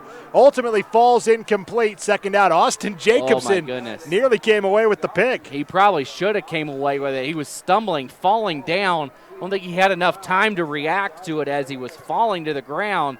If he was up on his feet, he probably picks that thing off and turns around and has a good return. Westside got to be breathing a sigh of relief on that one. Oh, they faked like a quick handoff, and then Brown pirouetted and threw it to Moser, who I don't think was ready for it. Handoff right side this time. This is Cage Brokens across the 50 to the Firth 49-yard line for a first down and a gain of 12. Yeah, great run. Was going to bounce it all the way outside, saw a block, cut it back inside, and rumbles forward for the first down right around that. Looks like he's down at the 49-yard line inside Firth territory. It's almost like Coach Moser said, enough with this fancy stuff. Let's just get back to giving Cage Brokens the ball. Right? It's worked all season. Might as well keep at it. 1st and 10 for the Pirates from the Firth 49-yard line. And off again up the middle. This is Brokens stretching out to the 46-yard line, a gain of 3. Between the tackles, Firth has done a great job tonight holding down the fort. Yeah, Dave. I'm trying to come up with a word for it. They've stood in there in the face of adversity so far. It's tough to come back from that opening play. That had to mess with psyche. You give up a 70-yard play on the first play of the game thinking, should we be here? Are we in over our heads? And they've shown right now the last couple drives that they definitely are not. Wing T formation again. Broken splits out wide, slot on the left side, and a penalty flag comes out. I think this is going to be an illegal motion against Westside here on 2nd and 7 from the Firth 46 with 3:28 to play before halftime. Yeah, they're going to call a false start. You saw Alex Vasquez in the back for Firth pointing, saying, "Hey, I see it right there. Where's the flag?" And then you know what it was? Cage Brokens was the fullback in that wing T formation. He leaned forward and then he tried to play it off like, "No, I'm shifting. I'm shifting out to the slot." Yeah, it's acting, right? You can fake it till you make it, right? But he did not right there. Yeah, nobody fooled up by Cage Brokens' acting job there. 5-yard penalty makes it 2nd and 12. Ball back at the Westside 49-yard line. Now they've crossed the wrong side of that black and orange ISU logo at midfield. 3:15 to play before halftime. 12-7. Westside lead is 5. Henderson in motion right to left. Parker Henderson gets it on the sweep. A great block by Bryler Shirtliff out on the perimeter as Henderson takes it to the 40-yard line where it will be 3rd down and 1. Like you said, Shurtleff, I think he was the key to that play with the block on the outside, did not let his defender free, who really wanted to cut in. He was the guy that was supposed to make that tackle. Shurtleff kept him on the outside. No chance for him to get the tackle, as now we're under 3 minutes to go. It's 3rd and 2, but a great block on that outside play. 3rd and 2 for the Pirates, trying to pick up the first down with 2:35 to play before halftime. Ball is at the Firth 41-yard line. They've got to get to the 39 to pick up the first down. Broken's up the middle, has the first down to the 38. He got it by a yard, and that will move the sticks. So, again, back to Bryler Shurtleff. Last year, as a wide receiver, he admitted that I basically just relied on my speed and athleticism and relied on that to get open. He said, but then as I got to my senior year and I wanted to play at the next level, I got more serious about my route running. I worked on my footwork. I learned how to run precise routes. I worked on my blocking out on the perimeter. And you see that it's paid off with a scholarship from Idaho State University. Yeah, you're going to have to block on the outside as a wide receiver in college, and you see him doing it right there. It was a great block. He was willing to put in the work to do all those little things. Brown floats it, caught by Parker Henderson, far side, the 30, the 20, the 10. Bowls over a defender, takes it all the way down to the 5, where it will be 1st and goal for West Side. First one back, I think it was Jacobson who had a chance to wrap him up around the 20-yard line, wasn't able to do so, and now he's inside for a 1st and goal at the 6. Once again, got to bring him down. We've seen it a couple times tonight where Firth has not wrapped up, and you've seen West Side, whether it's Mosier, whether it's Shurtleff, just slither away from the tackle. That is a 32-yard completion from Brown to Parker Henderson. Believe it or not, that is Blaze Brown's first completed pass of the night. Comes with 90 seconds to play before halftime. 1st and 6 for West Side, leading 12-7. 1st and goal, handoff, no quarterback keeper for Brown, and kind of slides his way down to the 4 for a gain of 2, where it'll be 2nd and goal. They can run a lot of time off this clock as we're approaching the 1 minute to go mark. And I'm sure that's what they want to do. They want to eat up as much clock and not let Vasquez get a chance to maybe try and do something before halftime. And they really can't run out of time almost at this point if they're not. I think they've got all their timeout. They've got 2 timeouts left as well. And Firth only has 1, so they really just got to play defense here. 45 seconds to go before halftime. 2nd and goal from the 4. Offset I formation. Parker Henderson stood up by Sam Park at the 4-yard line, and Park comes out of there pretty fired up. He's trying to rip away the ball, and he's saying, I had it, I ripped it away. But they're going to say he was down. Looks like Westside will call a timeout. And a gain of just a yard to the 3 with 31 seconds to go. It'll be 3rd and goal for Westside after this timeout. U&I Furniture would like to wish the Westside boys good luck at the state championship today. The U is for Utah and the I is for Idaho. And we offer complete home furnishings, appliances, and flooring products that are up to date, and we commit to giving you the very best at U&I. Go Pirates! D&T Electric Heating and Cooling is a proud supporter of Westside Athletics and wants to wish the boys good luck at the state championship this year. Also want to thank Adrenaline Performance. Since 2008, Adrenaline Performance in Shelley has been the place to go for all your automotive needs. They offer a full-service mechanic shop with the best customer service you can find. Everyone at Adrenaline Performance wishes the Cougars the best of luck in the state championship game tonight. So 35 seconds to play before halftime. 12-7. Westside leads Firth here in the 2A state championship game on IdahoSports.com. Each side has 1 timeout remaining. 3rd and goal from the 3. If you're Coach Moser, what kind of play did you just draw up? I think I'm drawing up a play-action throw to Shurtleff. I'm faking the handoff on the right to Mosier and letting the defense bite on it and go to the air. Forget the play action. Just have him run a slant. Get the inside step. Shurtleff wide to the left. Broken's now in the slot on the left side as well, and Brown has it back in motion right to left. It's Parker Henderson into the end zone for a touchdown, his 2nd of the night for the Pirates. You saw in the end zone, Bryler Shurtleff started hopping up and down to celebrate. Henderson had the ball at the 3-yard line. He knew it was going to be good. Yeah, he was way back there already celebrating, almost like the picture you see of LeBron celebrating when D. Wade's going to dunk it, but he was way back there. Great move. The blockers for Westside were right in the right spot, and he just had a wall around him as he scooted in to the end zone. Great blocking on that play for the touchdown. So Parker Henderson with a 3-yard touchdown run. Christian Plancarte out for the point after try from the hold of Hayden Robinson. Plancarte's kick is through. Well, I think we all saw this score coming. 19-7 West Side with 31 seconds to go before halftime. Matthews Plumbing has been in business in the Firth community since 1947. They can service your new home or even fix an existing operation that you've got going there. Matthews Plumbing, like we said, it's in business since 1947, which is over 70 years. Matthews Plumbing wants to wish the Firth Cougars good luck in the state championship tonight. Cox's Honey Farms, they are a proud supporter of Firth Athletics, and they've been a mainstay in the local community for over 70 years. A lot of 70 years operations over there in Firth. Cox's Creamed Honey is second to none in flavor, purity, and quality. Cox's Honey wishes the Firth Cougars good luck in the state championship tonight. So, 31 seconds to go before halftime. Westside again out in front by multiple scores, 19-7. And again, this is one of the keys to the game. Don't kick it to Burton Park, and honestly, don't kick it to Gage Vasquez either. I would expect nothing but another touchback attempt here for Bryler Shurtleff. 31 seconds is enough time for Firth if they've shown this season.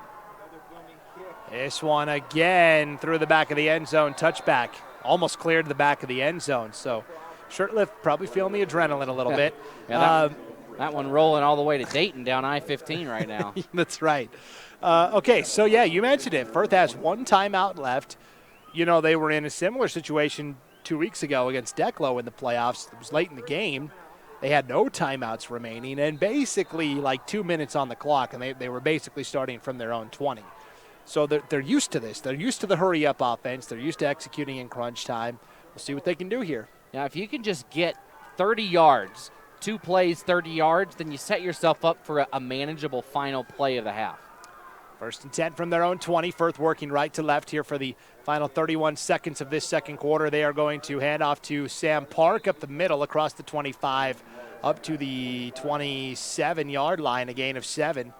And it looks like Firth is content to just go to halftime down by multiple scores. Trying to do the math on the fly, Logan. You're the number cruncher here. What's this deficit? 12. 12, thank you. Fast math, Brandon. You're the math guy, I'm the English guy. This is why it works. So, 7-yard run by Sam Park, and we will go to halftime. Firth does get the ball to start the second half, but at halftime of this 2A state championship game, West Side looking for the three-peat, leading 19-7 over Firth. We'll be back with the halftime show right after this break. You're listening to the 2021 Idaho High School Football Championships and the 2A state championship game on IdahoSports.com.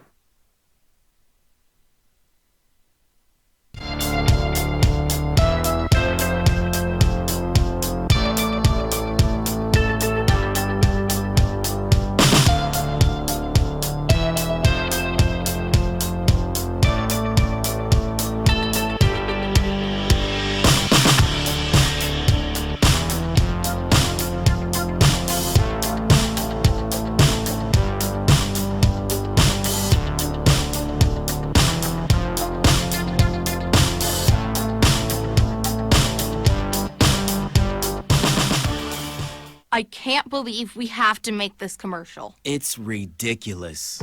You'll think it's ridiculous too. Listen to this. This commercial is about, well, it's about parents being rude at high school athletic events. Ridiculous, right? It gets worse. Studies show more than 75% of new high school officials are quitting because of bad adult behavior. So now there's a shortage of refs here in Idaho, in almost all sports. No officials means no more games. Is that what you want for us? Come on, parents. It's time to grow up. Cheer for your team. Be proud of your children. But stop being so ridiculous. And don't make us run another commercial. Because we will. This message presented by the Idaho High School Activities Association and the Idaho Athletic Administrators Association, reminding you to always practice good sportsmanship. You've heard it before. There is no I in team, but there is an I in dairy. Dairy foods are a great source of protein, which is vital for helping rebuild and repair muscles after exercise. So your body can be at the top of its game at your next competition. So grab some milk, cheese, or yogurt after you work out, train, or play. Yes, it's true.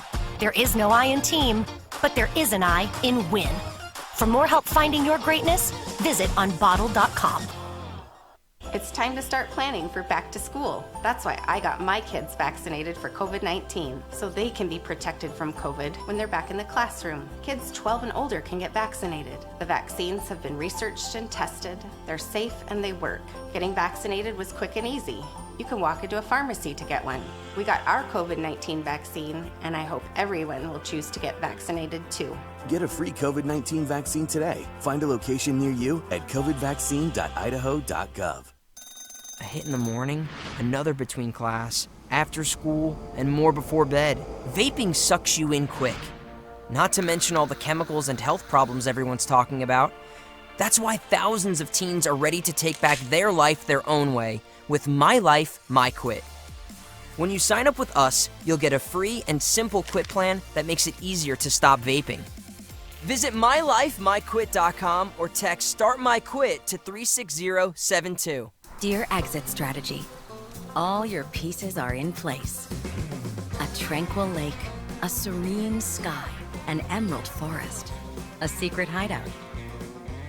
Thanks for being there just when I need you most. Always Toyota SUVs. Every new Toyota comes with Toyota Care, our no-cost maintenance plan. Visit your local Toyota dealer today. Find yours at Toyota.com. Toyota, let's go places. We're Valley-wide cooperative. For 100 years, we've been your first choice for residential and commercial propane, fuels, oils, and lubricants. We service HVAC, install water heaters, propane tanks, and accessories. And yes, we'll even deliver right where you need it. Because for us, serving is more than a job, it's a way of life. We are proud to employ your neighbors and to be a cornerstone of your community. We're Valley-wide. Yesterday, today, and tomorrow. We're here for you. Perform, refuel, recover, repeat. It's the recipe for success in any kind of sport, and dairy can be a key ingredient in every one of those steps. Dairy foods supply your body with high-quality protein to rebuild and repair muscle, carbohydrates to help you refuel, and fluid and electrolytes to help you rehydrate. So your personal recipe for greatness can be perform, win, repeat. For more help finding your greatness, visit unbottled.com. I decided to get vaccinated because I wanted to protect myself and my family and my customers from COVID-19. When I went to get my COVID-19 vaccine, it was an easy process. It's readily available. Since I got vaccinated, I'm confident I'm protected against the COVID-19 virus. My life has returned to business as usual.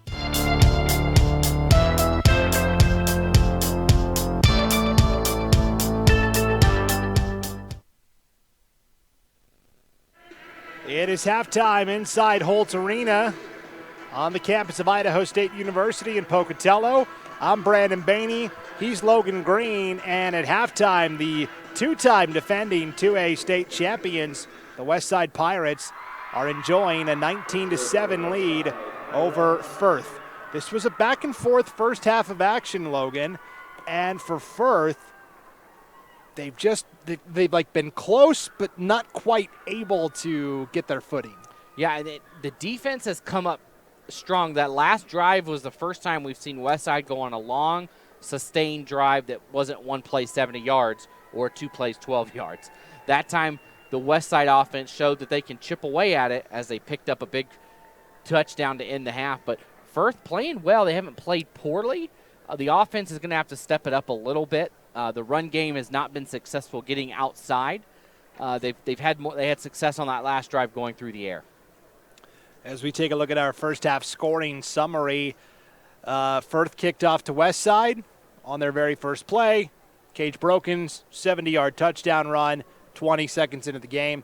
Westside led 6-0. They didn't get the point after try because Firth jumped off sides, moved it to the 1. Westside decided, hey, we're going to go for 2. Didn't get it. That left it at 6-0. Then the teams traded turnovers, right? Blaze Brown threw a pass down the middle that Burton Park intercepted, but on the ensuing drive, Firth gave it back. A costly fumble on a jet sweep that's recovered by Bryler Shirtliff at the 13-yard line. Very short field to work with from there. Westside was able to punch it in on a 1-yard touchdown run by Parker Henderson. And at the end of a quarter, it was 12-0 Pirates. We jumped to the second quarter where Firth's defense finally feeling some confidence, getting some stops. They get the ball on offense. They're facing a second down and 24 from the 31-yard line. Gage Vasquez throws up a heave to Austin Jacobson, makes the catch down to the 6. From there, Sam Park runs it in from 5 yards out. Firth got the point after try, and it was 12-7. Firth was within 5, and you thought, okay, they've got the momentum, but they left too much time on the clock for Westside. Pirates moved the ball down the field. Good 4-minute drill, and it's capped with just 31 seconds to play before halftime on a 3-yard touchdown run by Parker Henderson to make it, and then the point after kick by Plancarte was good. 19-7, that's where we stand. Yeah, like you said, a great job Westside on that drive to not score too quickly, to take up just enough time. They only left 31 seconds on the clock after the touchdown, but were able to take a long drive, long enough so that Firth did not get a crack at it at the end of the half, as Firth will receive the opening kickoff here. But if you're Firth, I think you're feeling a little more confident after the last couple of drives. You've been able to move it. You've been inside Westside territory. Your defense has forced a punt on Westside. You've turned them over. You probably should have had another interception a few minutes ago. So you were right there, and you got to feel confident. You're only down 12. This game is not out of hand. You get the ball first, and you got to come out and look for more of those home run plays. The unofficial halftime statistics here, total yardage, Westside in the first half, 152 yards on the ground. We talked about their season averages right around 290, so they're on their way to that, certainly. 32 yards through the air, 184 yards of total offense. For Firth, a little lower, 25 yards on the ground, 61 through the air, just 86 yards of total offense. So Westside has nearly 100 yards more of total offense. Big reason why they're up 2 scores. Individually in the first half for Westside, Cage Brokens, 8 carries, 106 yards and a touchdown. A lot of that came on the 70-yard score. It's Parker Moser, 5 carries for 27 yards. Parker Henderson, kind of like Jerome Bettis here, 5 carries, 23 yards, 2 touchdowns. It is Owen Nielsen, 1 carry for 3 yards, and Blaze Brown has 4 carries for -7 yards. Brown passing, just 1 of 4 for 32 yards and an interception. Parker Henderson caught the lone pass for 32 yards. For Firth in the first half, it is Sam Park leading the way, 8 carries for 23 yards and a touchdown. Gage Vasquez, 3 carries for 4 yards. Burton Park, 3 carries for -2 yards. Vasquez is a perfect 3 of 3 passing for 61 yards. 2 of those went to Austin Jacobson for 56 yards, and then Burton Park had 1 catch for 5 yards. So Firth, ultra efficient, but Westside proving to be pretty tough. Yeah, I think you're going to see more of the passing game from Firth here in the second half. You're going to see them try to open that up a little bit and maybe have that lead to more success in the running game. So far, really nothing doing on the ground for Firth. They haven't been able to pick up a huge chunk of yard at all. Everything really coming through the air for them. Haven't been able to gain that outside edge. They're going to need to open up the passing game so that run game, so that they'll have to respect the throw and that they can run the ball more. And that's something that I think Westside will be able to even prevent. You got to think that they're thinking about that. Now they can sniff another state championship game. They're only 24 minutes away from raising the 3rd year in a row. And we talked about this senior class coming in, right? They've lost twice in their entire high school careers. 43-2 since their freshman year. Simply staggering. Total plays in the first half as well. Westside had 27. Firth only had 17. It's hard to, when you're only running 17 plays in a half of football, it's really hard for you to get any kind of rhythm going. Really, everything was 3 and out except for the touchdown drive. They never got anything going on those drives except for when they scored the touchdown. Of course, when they fumbled the ball over here, that takes away another play, but just not able to convert on many opportunities for Firth. You're going to have to, I think, for them to win this game, they are going to have to force a turnover. They're going to have to, even if they come out and score on the opening possession, they're going to have to get a turnover. Let's revisit our keys to victory here, Logan. Check in at halftime and see how each team is doing. Let's start with Westside, since they're the team that's leading 19-7. Our keys to victory, number one, set the tempo. I think they certainly did that by scoring on their first play of the game. I think that was as much of setting the tempo as you can have when you bust up one up the middle for 70 yards on the opening play. Second key to victory for Westside, block the chatter. I assume they are. We can't really know that without talking to them, but block those distractions and all the people telling them, you're so great, you guys are going to roll to a title. I think they found out pretty early on that, Firth is going to give us another tough battle here. Yeah, they've been playing well, playing disciplined. They don't seem cocky out there at all. They seem like they're on a mission, and that's to win the game, and it's not to overlook their opponent. Third key, don't kick to Burton Park. Check. Ryler Shirtliff, every kickoff has gone through the back of the end zone for a touchback. So I would say a solid 3 for 3 there for Westside. Big reason why they're up 19-7. All right, how about the Firth keys to victory? It's brought to you by Musso Orthodontics. For free consultations, call 208-522-4552. Their first key was, like Westside, set the tempo. Haven't really done that. They were behind the 8 ball from the jump, essentially. Yeah, when you give up a 70-yard play to start the game, you are not in control of the tempo. You're not controlling anything. You didn't set anything. You're playing from behind, and that's something that they can flip in the second half. It's a whole nother game. You can think of it as a different game. They have a whole new opportunity here to set their own tempo by coming out and punching, Westside in the jaw right now.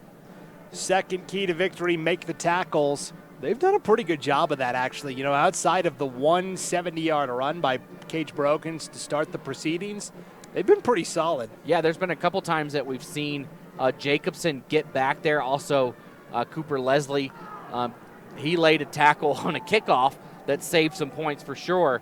And so they've done a great job at getting in the back, but definitely some room for improvement. Think of on that last drive, had a chance to maybe have a tackle around the 20-yard line.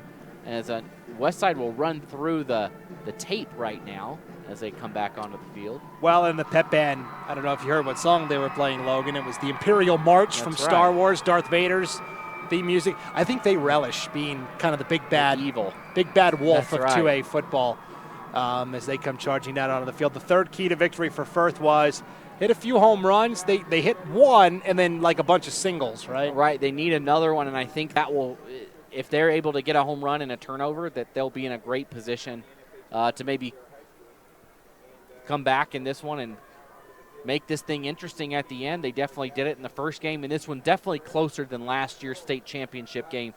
This game is not anywhere close to being out of reach. 12 points, very manageable right now. So those are the Firth keys to victory brought to you by Musso Orthodontics as we get Firth and it's 19-7, Westside with the lead. When we talk about history, right, we're talking about Westside going for the three-peat here, Logan. Looking at the records in the archives in the Class 2A ranks, since the IHSAA started officially recognizing state championships in the 70s, it's never been done. No team has ever gotten the three-peat. A lot of two-peats. Homedale in 81 and 82. Gooding in 84 and 85. Homedale again in 86 and 87. Homedale again in 91 and 92. Glens Ferry in 94 and 95. Kamei used to be a 2A school. Yeah, they did. In 2000 and 01, Kamei went back-to-back. Firth went back-to-back in 05 and 06. More recently now, Parma went back-to-back in 08 and 09. Declo went back-to-back twice, 12 and 13, 17 and 18, and then, of course, Westside, 19 and 20. So it's never been done at the 2A level, at least in terms of the IHSAA official historical records. Right. We have a three-peat current in 3A with Sugar Salem. They've won 3 in a row, and they're actually going for 4 in a row tomorrow. But nobody here at the 2A level with the three-peat. Well, and of course at the 3A level, the gold standard set by Snake River and their legendary head coach Tom Harrison in the late 90s. Right. I think they won 5 in 6 years, or 5 in a row in like 6 and 7 years. I mean, something ridiculous. We'll see him tomorrow, right? Weiser and Sugar Salem tomorrow in the 3A championship game here at Holt Arena. That will kick off at 5:30 on IdahoSports.com.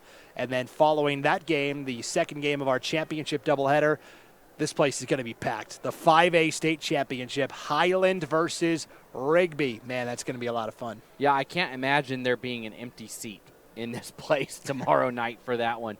Maybe on the edges there might be a few, but you got to think when you have a home game essentially for Highland, where pretty much anybody from the community that's interested, I'm sure you're going to get a lot of the Pocatello kids that come, and probably some of the Century kids that want to. They're all friends, they know each other. They want to come support them. And Rigby always travels well. I did their game against Meridian a couple weeks ago, and they had that side full. It was full last week at Meridian, and I'm sure that driving 4.5 hours to Meridian, a lot more difficult than just a little hop, skip, and a jump down the road here.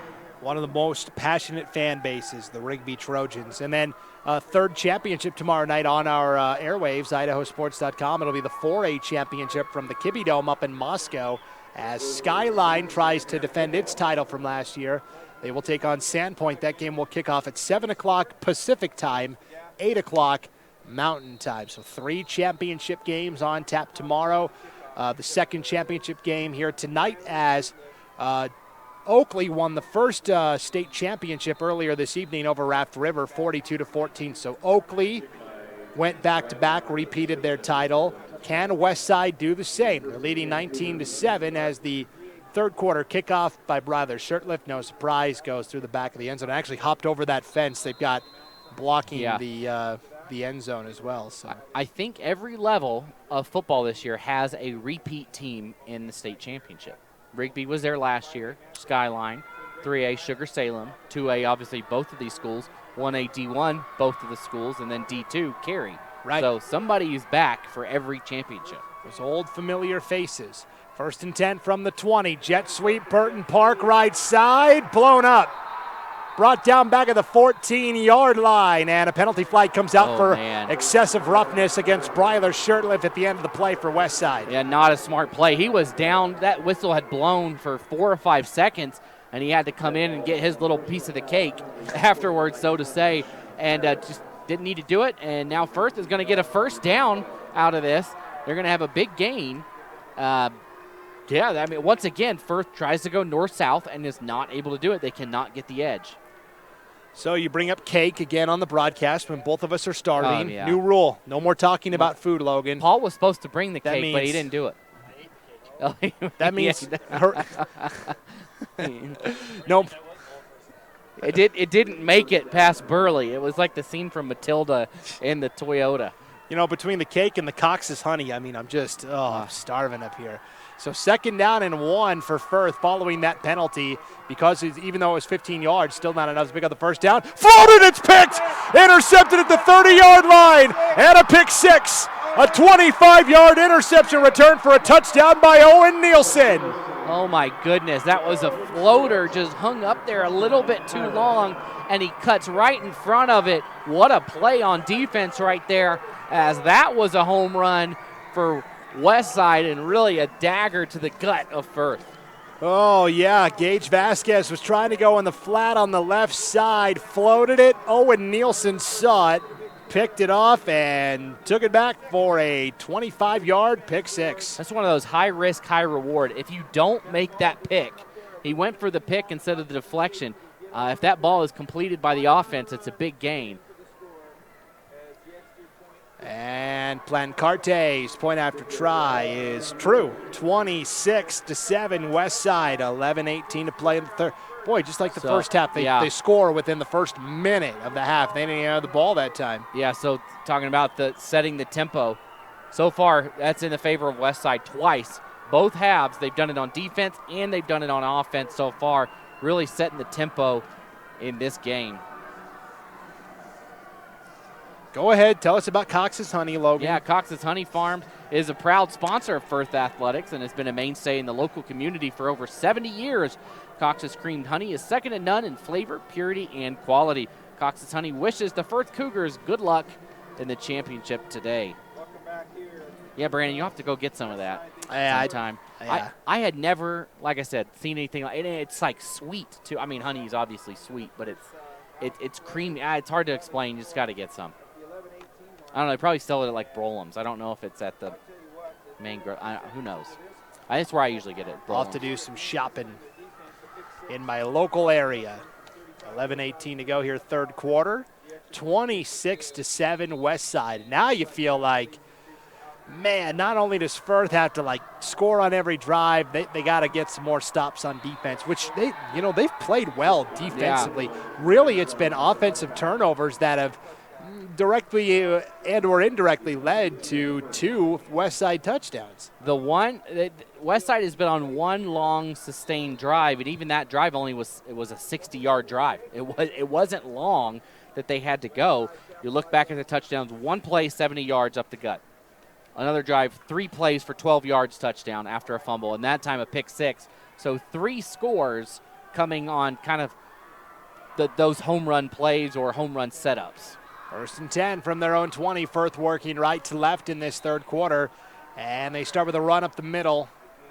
That is Sam Park, gain of 5. If I say it's Park on the carry, I've got a pretty good chance of being right, either Sam or Burton, right? You're most likely going to be right. And that time, a good pickup on first down, 5 yards. Last couple of drives, you've seen him go backwards or get nothing and slowly chipping away. And I think they just need to control the tempo, like we mentioned, and doing that can come on the ground. 2nd and 5 from the 25 option play. Vasquez thought about the pitch out, now cuts it upfield and sandwiched between 2 defenders at the 29-yard line. It'll be 3rd and short. That was a great cut in. He was going outside to the far sideline, stops on a dime and cuts it upfield, picks up about 4.5 yards, right knocking on the door of that first down marker. It's a great run by Vasquez, and still looking for that 3rd down conversion. He kind of got sandwiched between Parker Henderson and Easton Shirtliff on that tackle. So it is 3rd down and 1 for Firth. QB sneak for Vasquez. He's got the first down. Yeah, it looks like he's got it to the 30.5. He needed the 30. Just got it just enough. He's so small that he can just sneak around down in there under the line, and he picks up the first down, and that's what Firth needs to do. Just get a new set of downs and restart. Just take it one play at a time, one set of downs at a time even. Get the first down and get to that yellow-orange stick. Just get there and then live to fight another day. Yep, got to just do it one play at a time here. 1st and 10 for Firth from their own 31-yard line, 9:40 to play in the third. Vasquez under center, split backs behind him. It's a quick hitter to the fullback this time.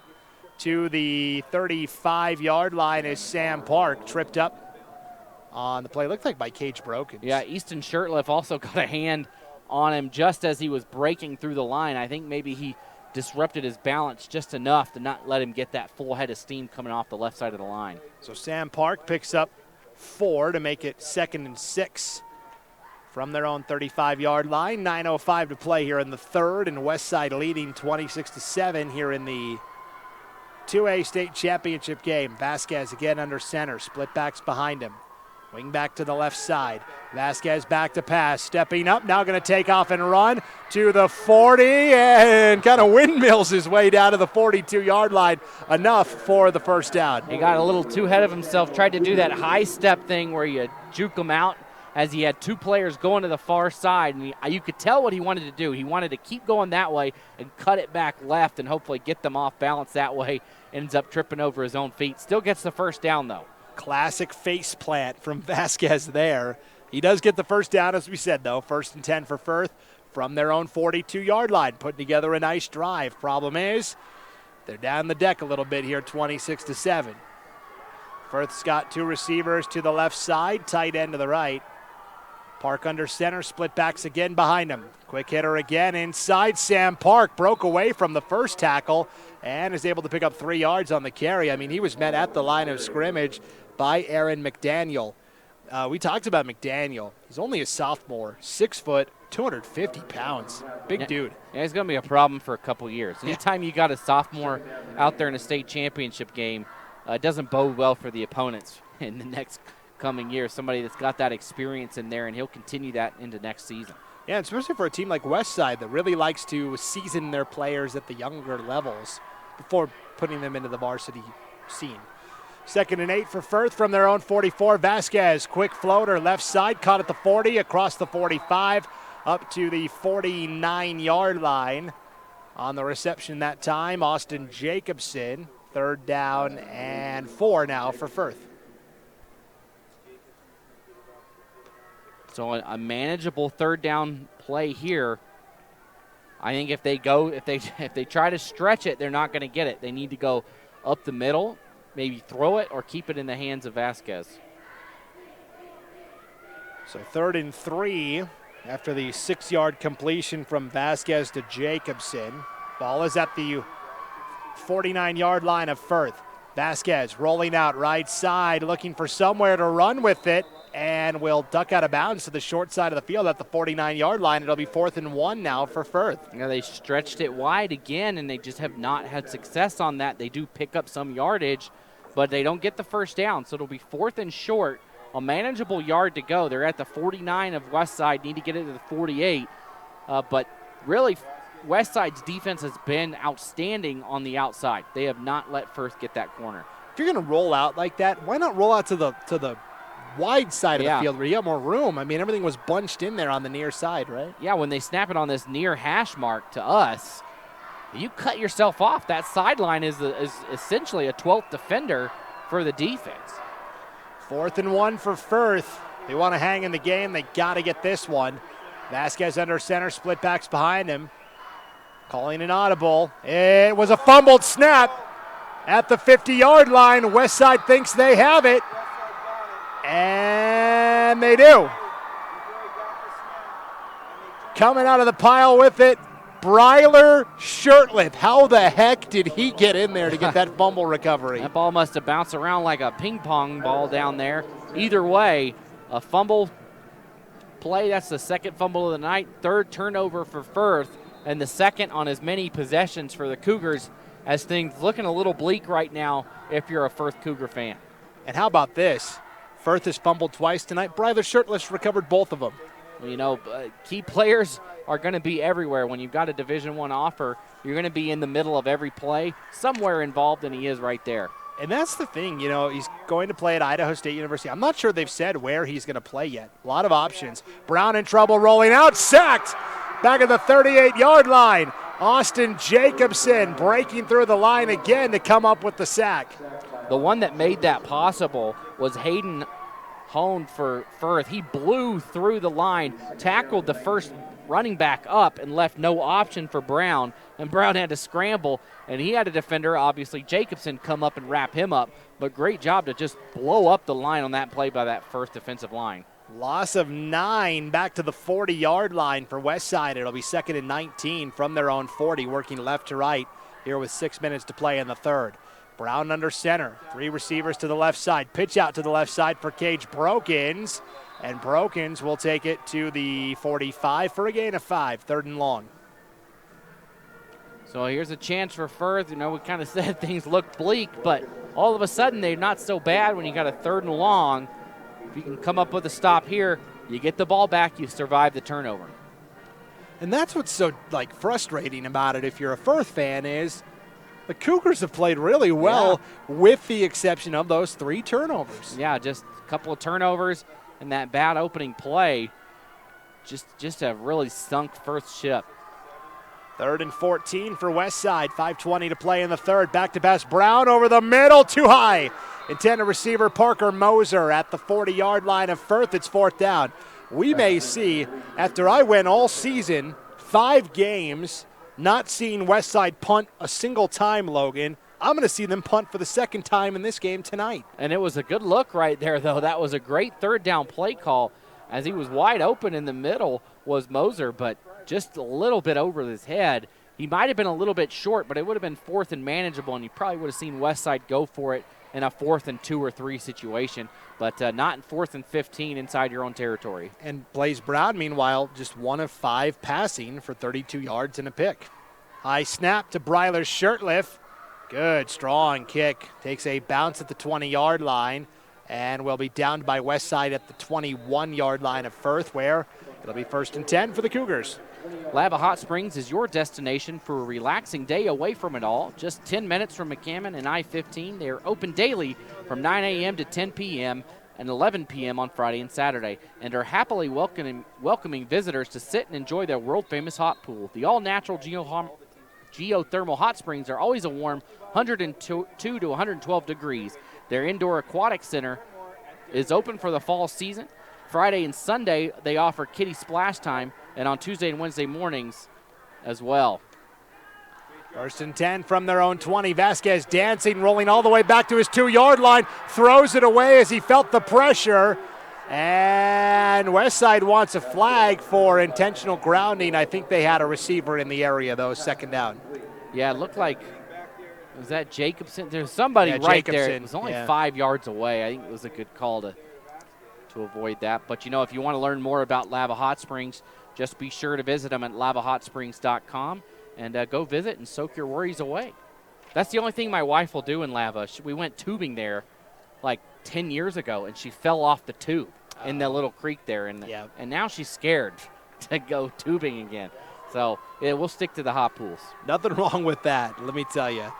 2nd and 10, 4 wide, screen pass caught on the right side across the 20, the 25. Burton Park out to the 27 for a gain of 7, 3rd and short. That's a good pickup right there after the near disaster on 1st down as Vasquez was drifting towards his end zone. It'll make it 3rd and manageable here. And once again, I think Firth needs to keep it in the middle or through the air. If they're going to go outside, I don't know. They haven't proved that they can do it so far. 5:02 to play in the 3rd, 26-7, Westside leading in the 2A state championship game. 3rd and 3 for Firth from their own 27. Vasquez fakes the screen, now will take off and run and gets cut down at the 29. It'll be 4th and 1 again for Firth. Looked like Aaron McDaniel was the one that got a hand on him as he made a cut inside, and he kind of flipped him up in the air and falls down just a yard short. And surely this has got to be 4-down territory, even though they're way back in their own zone, trailing by 19 points this late in the game. So 4th and 1 from their own 29-yard line. Thanks for tuning in tonight on IdahoSports.com. I know a lot of fans tuning in here on championship weekend in the state of Idaho. Last time they had 4th and 1, they fumbled the snap and Bryler Shirtliff recovered. And I don't know if you noticed, Logan, but Shirtliff was right there on the edge again, ready to pounce, and Firth will take a timeout to talk about the play. Dr. Hansen at River Valley Dental in Shelley has been serving patients for 24 years. Dr. Hansen is happy to welcome Dr. Tanner Hyam to the practice, and they are eager to serve you. The highly trained team at River Valley Dental works together to provide you with courteous and professional dental care in the most comfortable environment possible. They offer personalized treatments that will help you make an informed decision about your oral health. Dr. Hansen and Dr. Hyam at River Valley Dental are proud to support Firth in the state championship this year. I talked to Dr. Hansen a couple weeks ago. He actually went to the same dental school that my brother-in-law did, so we had a nice chat about that. He went to the Oregon Health Sciences University over in Portland, so it's always fun when you got a connection to somebody indirectly, right? Through somebody else. So that was fun. Dr. Hansen always is a great supporter of high school sports in the Firth and Shelley area. Dude, I'm going to start calling you the mayor because you know everybody or you know somebody who knows somebody. I typically just know somebody who knows somebody. I don't actually know anybody. You're the door opener. You get a lot of people to open up doors. Speaking of opening up doors, Westside has opened up the door for Firth to pick up a 1st down as Aaron McDaniel jumps off sides. So Firth on 4th and 1, the hard count gets McDaniel the jump. And just like that, 1st down for Firth from their own 34-yard line. It's always a little risky to take a timeout this early in the half. You think maybe I'll need those later on, but it pays off right there. If you get a 1st down and keep the ball moving, it was definitely worth using it. So new life for Firth, 1st and 10 from their own 34. But now You start looking at the clock a little bit. 4:12 to play in the third. Firth down by 19. Back to pass is Vasquez going deep between two defenders. It's caught at the 45-yard line. How did he hang on to that ball? Finally, the play blown dead. They let that go for a long time as Westside was trying to rip the ball out of there. On the reception for Firth was Kyle Jacobson for the first time tonight. That was the most dangerous pass I have seen all season. He squeezed that thing into a window so tight that only a mouse could squeak through it. Just right on the money. He could have hugged the two Westside defenders right around him. They were that close. What a throw right on the money. It's one of those no, great throw type reactions from the sideline. 12-yard gain from Vasquez to Kyle Jacobson. 1st and 10 again. Vasquez taking a deep shot. It is caught at the 40 and down to the Westside 36. That's Burton Park making the grab over the top of Carson Chugg, and he's saying, yeah, baby, move those sticks. I mean, outside of the pick six, Firth has done great through the air, and they're doing it right now. 2 straight completions. They're inside right now they're inside Westside territory and on the move, looking to get inside the red zone. Gain of 18 to Burton Park. 1st and 10 for Firth. 3:15 to play in the third. Penalty flag comes out. False start. They hadn't even. Man. That's tough. They didn't even sit down. Like, they hadn't even squatted over the ball yet. And that's what they're saying, I think, is like, hey, we weren't even set yet. I've never seen that before. I mean, bigger picture. As you hear the Firth fans singing their favorite song to our officials, which is boo. You know, Halloween was over. That's right. Several weeks ago. Well, I'm still eating my kids' Halloween candy, so it's not over for me, Brandon. That's the dad Just tax, kidding. right? It is. So 1st and 15 for Firth from their own 41. Vasquez back to pass, dancing his way in and out of danger, fires a strike downfield, nobody home at the 20, incomplete. Miscommunication there. There's a couple of options he had downfield. I think that offensive line did a great job giving him time back there. He had all day. I'd like to see Vasquez step up into that pocket a little bit. I think it'd give him a little more oomph on the pass. Not that I could do it. I'm not any skilled. But if he's able to slide up in that pocket a little bit, maybe get a little more oomph on it and get that ball in where it needs to go. You know, we're going to clip that part of the broadcast out and save it later. I'm not any skilled. Just play it on repeat. Add it to anything. Yeah. I'm not. 2nd and 15 for Firth from the 41 of Westside. Vasquez rolling out, feeling the heat, backside pressure. Chugg is able to bring him down back at the 48-yard line. They sent Carson Chugg on the corner blitz from the right side. He went all the way over to the left to bring down Vasquez for a significant loss of yardage. Yeah, huge stop there. Wraps him around, brings him down, wraps around the waist. Huge sack. This is going to be 3rd and about 21 yards. That's a game-changing play right there on that sack as Firth really feeling it, getting the ball, moving it down inside, knocking the door on the red zone, and now all the way almost to midfield now. So the question is, can Firth deliver one of those home run balls that we've talked about all game that they need? It's 3rd and 21 for the Cougars from the 47 of Westside. 2 minutes to play in the third. Cougars trailing 26-7. 3 receivers left, single receiver to the right. Vasquez out of a shotgun formation. Westside again bringing the heat. They rush 5. Vasquez dancing his way out of danger, looking for a man downfield on the run. Fires wide open, caught at the 30, down to the 25-yard line. That's a first down along the near sideline. Making the reception, it's Kyle Jacobson again for a first down. What an incredible play by Vasquez. He was half an inch away from having his shoelace grabbed back there by a couple of different Pirates. And he somehow gets away from it and throws it on the run, finds his man, and just gets that extra yard for that first down. Westside brought the blitz, right? They blitzed 5 guys that time, almost got home, but what that does is somebody's open. That's right. So 1st and 10 for Firth, ball at the Westside 25 with 1:20 to play in the third, down 26-7, 4 wide again. It's a draw play to Sam Park. Penalty flag comes out. This will be a hold against Firth as Park takes it down to the 20. They threw it right at the 30-yard line. So from the spot of the foul, Logan, man, that's going to back it up to the 40. Yeah, it's a 10-yard penalty from 5 yards behind the line. I think that's the first hold we've seen tonight. It's been a pretty clean game in that aspect. Teams making sure to let go, but the penalties really hurt right now for Firth. A couple of them on this drive. Right now, to excel in the game of football, there's two ways to do it. There's the easy way, and there's the Firth way, which is like, man, we get 2 good plays in a row, then we shoot ourselves in the foot. They are just taking the hard road, that's for sure. The easy way and the Firth way. 2 receivers stacked either side of the formation. Vasquez back to pass again. Westside bringing the blitz. 5 rushers. Vasquez throwing deep.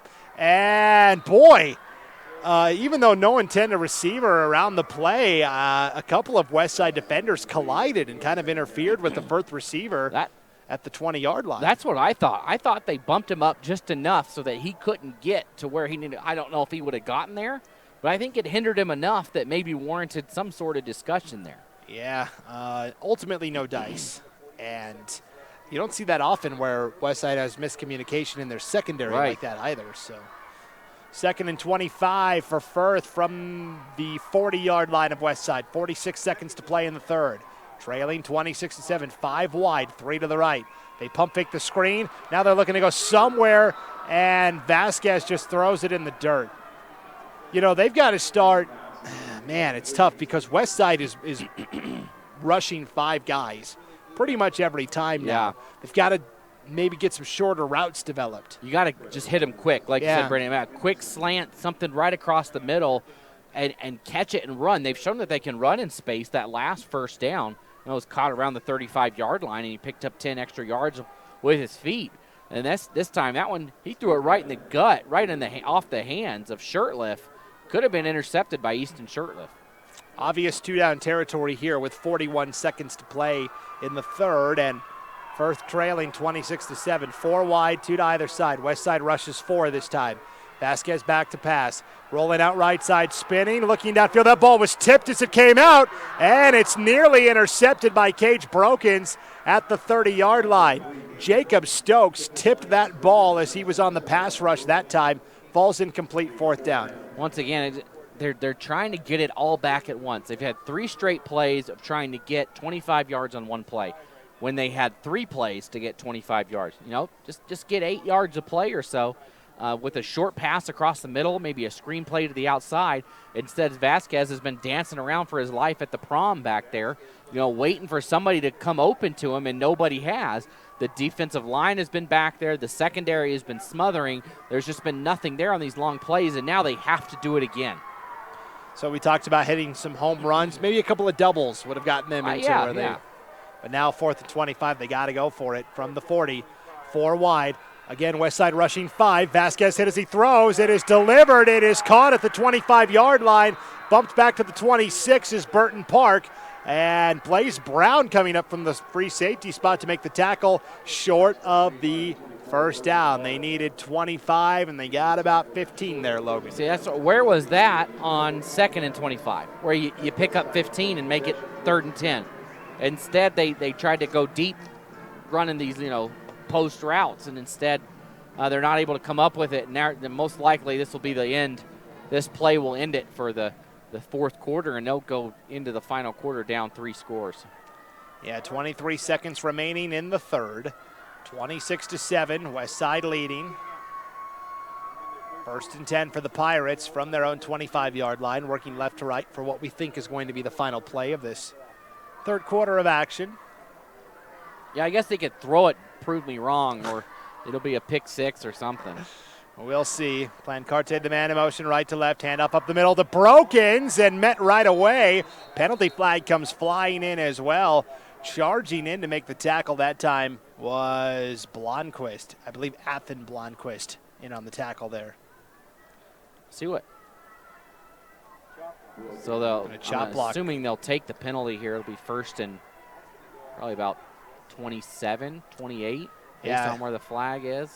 That is a 15-yard penalty against Westside on the chop block, and the flag was thrown at the 22.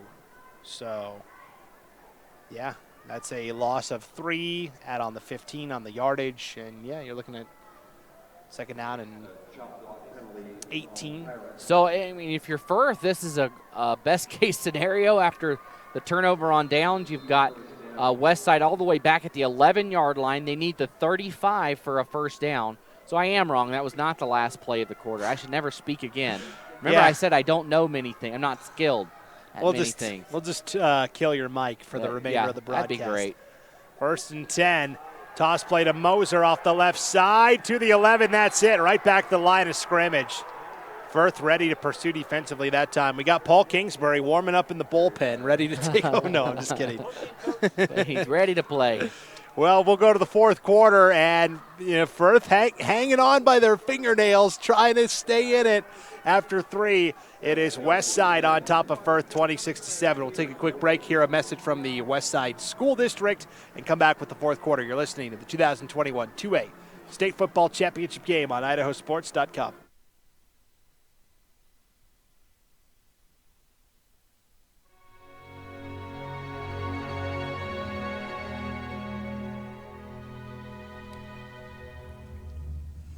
The Westside School District has maintained the same conservative annual levy since 2004. This rate of $185 per student tax rate is 10 times less than the state of Idaho average, which is $2,000 per student. Now, this has been possible because of generous donors, as well as the school district being able to utilize sound financial practices. Now, even with this low tax rate, the district has completed 7 major construction projects and has also been able to achieve and maintain some of the highest academic test scores in the entire state.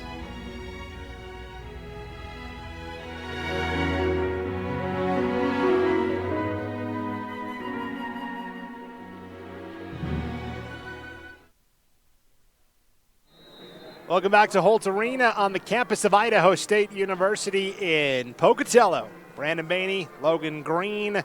As we go to the 4th quarter of this 2A state championship, it is Westside on top of Firth, 26-7. The Pirates looking for the first three-peat in 2A history. Firth trying to get their first state title since they went back-to-back in 05 and 06. Blaze Brown on 1st and 24, double coverage, it's caught, Bryler Shirtliff breaks away from the defense, down the far sideline, nobody even close. That is a Westside touchdown, 76 yards out to Bryler Shirtliff. Just a phenomenal effort of speed on that one too. As soon as he caught it, once again, just like a bullet shot out of a cannon, just shoots down the field and no one came close. And Firth had a chance. I thought that was a poorly thrown ball, and they might have had a chance to, if they were in the right position to pick that thing off.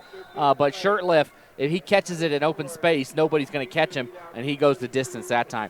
So that's 3 plays to start quarters that have resulted in touchdowns for Westside. What is that about? I mean, I've never seen that before. That is an 89-yard touchdown pass from Brown to Shirtliff. Plancarte on now for the point after try. And it was nearly blocked, just barely snuck over the crossbar. 11:47 to play in the 4th, 33-7 Westside. Idaho Ag Credit has financed farmers, ranchers, and those in the ag industry since 1934. Idaho Ag Credit is a lending co-op for people involved in any aspect of agriculture. They offer easily accessible credit at low rates and local employees who understand agriculture. Whether you're buying a tractor, a farm, or need an operating loan, call Idaho Ag Credit or stop by any one of their offices with locations in Blackfoot, American Falls, Twin Falls, and Rexburg to serve your ag lending needs, or visit www.idahoagcredit.com for more information. Idaho Ag Credit is proud to support all of the student athletes playing in today's game. Well, Logan, I hate to say it. I think that was the dagger. 11:47 to play in this ball game. 33-7 now. It's Westside on top. Yeah, that might have been, that final nail in the coffin, like you said, to be able to come back from now it's 4 scores to be able to get back into this one when you've only got 1 so far and really haven't threatened outside of that 1. It's going to be tough. It'll take a miracle. But, hey, we have seen crazier things happen. There's still 11 minutes and 47 seconds to go. Not impossible. Difficult. Yeah. Not impossible. Very tough. And now, what would we have? Some sort of penalty on Firth? I didn't see a flag get thrown. It must have been on that kick, because look at this, Logan. Bryler Shurtleff is kicking off from Firth's 45-yard line instead of his own 45. Yeah, not sure what the call was. Huh. So here's Shurtleff to kick off. He'll boom this one. No doubt. They fielded at the 1-yard line. Well, looks like Mr. Announcer is wrong, as a return out to the 26-yard line is Burton Park. So this makes a lot of sense. The one time Bryler Shurtleff doesn't kick a touchback tonight is the time he's kicking off from Firth's 45-yard line. You know, why not, right? Let's make it not make sense. That's the thing to do. I feel like I'm John Madden out here. This is a crazy game. Well, the point of the game is to score more points than the other team. That's typically how you win. The team that gets the most points till the end of the game. Anyways, nobody tuned in to listen to that. It's 33-7 West Side with 11:39 to play. First and 10 for Firth from their own 27-yard line. Handoff left side for a gain of a yard. That is Sam Park. It was a good return. I mean, he got all the way up just across the 25-yard line to the 26. Breaks one tackle right there at the 25, and he has got a lot of green turf in front of him to run on. And that's the thing that's like, it's going to be frustrating for Firth players, coaches, fans, parents looking back on this was like, you know, they were a handful of plays away from really being in this game. And it just came down to 5 or 6 plays that didn't go their way, really and truly. Yeah, Westside was just able to make the big play, while on the other side, Firth just not able to convert on those big plays tonight. 10:50 to play in the ball game. 2nd and 9. Vasquez over the middle. Slant route caught. Burton Park at the 35, right at the first down marker to the 36. Gain of 9. Move the sticks. Yeah, big first down there. Just got to keep chipping away at it, and this is what they've really been meaning to do all game. Haven't been able to do much of it. Just kind of, I like the short passes across the middle, pick up 7 or 8 yards and move the chains. 10:30 to play. 33-7 West Side, looking for the first three-peat in 2A football history in terms of since official championships have been noted in the late 70s. 1st and 10. Low snap, bounces off the turf. Vasquez picks it up. Rolling out left side, in trouble, avoids the pressure by Easton Shurtleff, and will take off and get a yard on that far side. So Vasquez running for his life back there, as again, West Side bringing the pressure defensively. 2nd and 9. Yeah, able to get around the edge that time. He is very fast. When he gets ahead of steam, it's going to be a lot of, it's hard to bring him down, and that time he just ran out of real estate over there on the sideline. But able to get away from a couple defenders in the backfield, but nothing to show for it as he picks up nothing on the ground. Yeah, I thought he got a yard, but they even said that. No yard for you. Back to the original line of scrimmage. 2nd and 10 for the Cougars. They're working left to right here in this 4th quarter of action. 10:14 to play. Trailing 33-7. 2 receivers right. Single receiver to the left.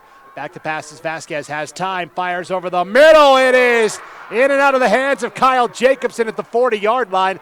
Bryler Shurtleff throwing the incomplete pass signal like he had something to do with it. To be honest, Jacobson just dropped it, and now a penalty flag comes out at the end of the play as well. I always like, you see it in the NFL. Pass will be 30 yards over someone's head, and they come out and they're waving their arms incomplete. It's like, what'd you have to do with that, bro?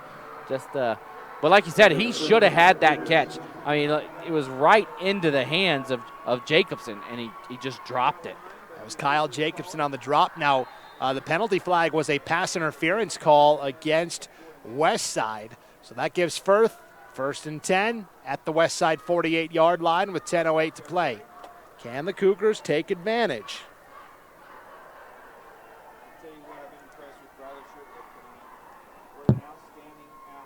First and 10. Vasquez in the flat.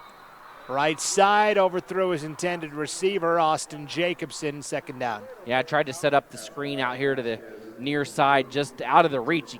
Too far in front of him, he couldn't grab it.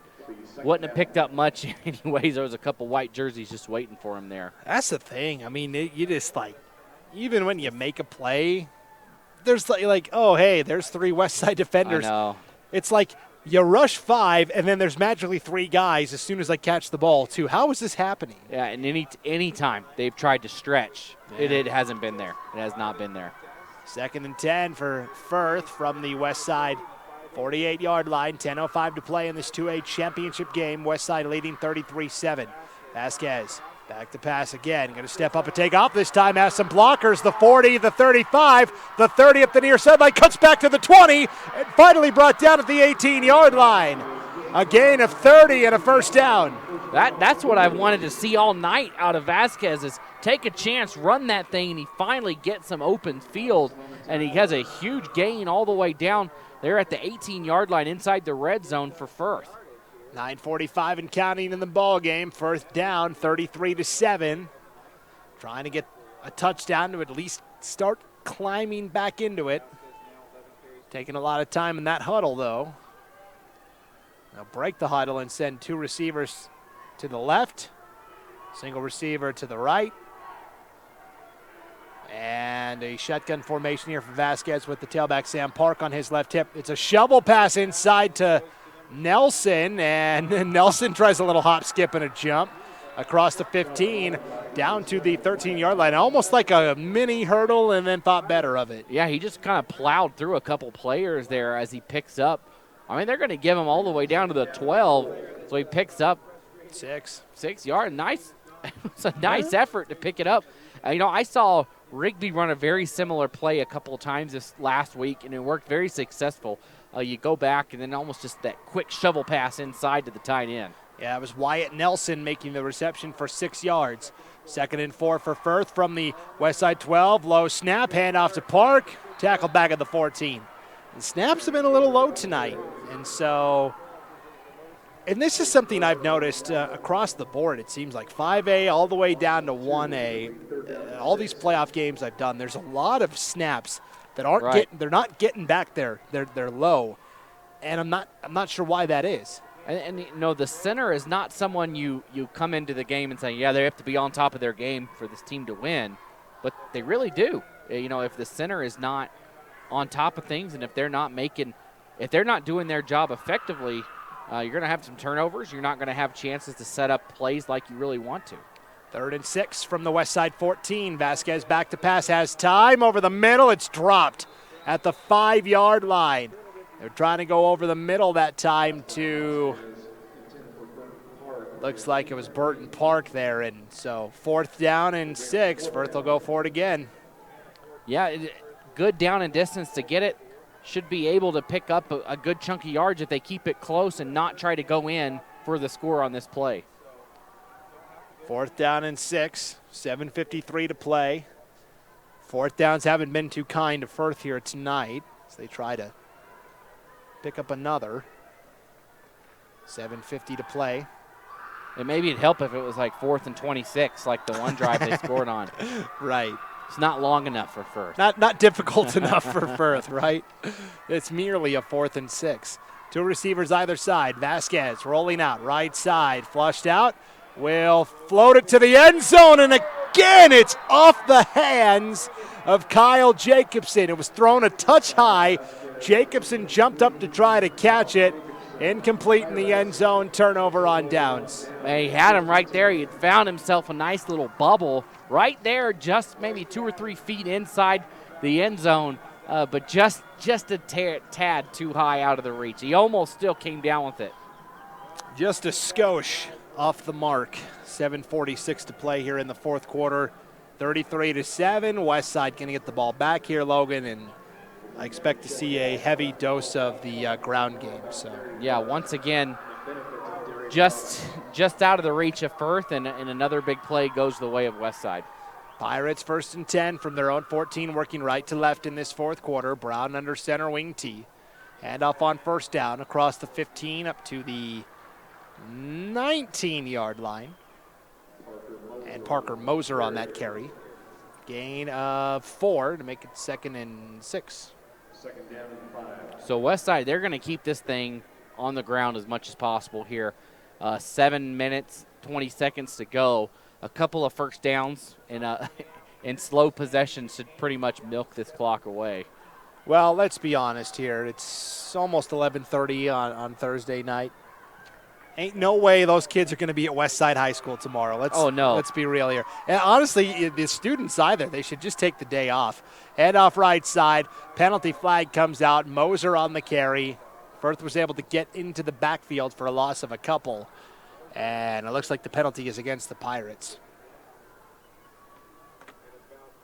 And honestly, on the flip side, if you're Firth and you've had this, less than, this upsetting loss in the championship game, the last thing you're going to want to do is go to school first thing tomorrow morning. And my kids, my Middleton School District where I'm at, we don't have school on Fridays. So I don't know. At all? No, there's no school Fridays.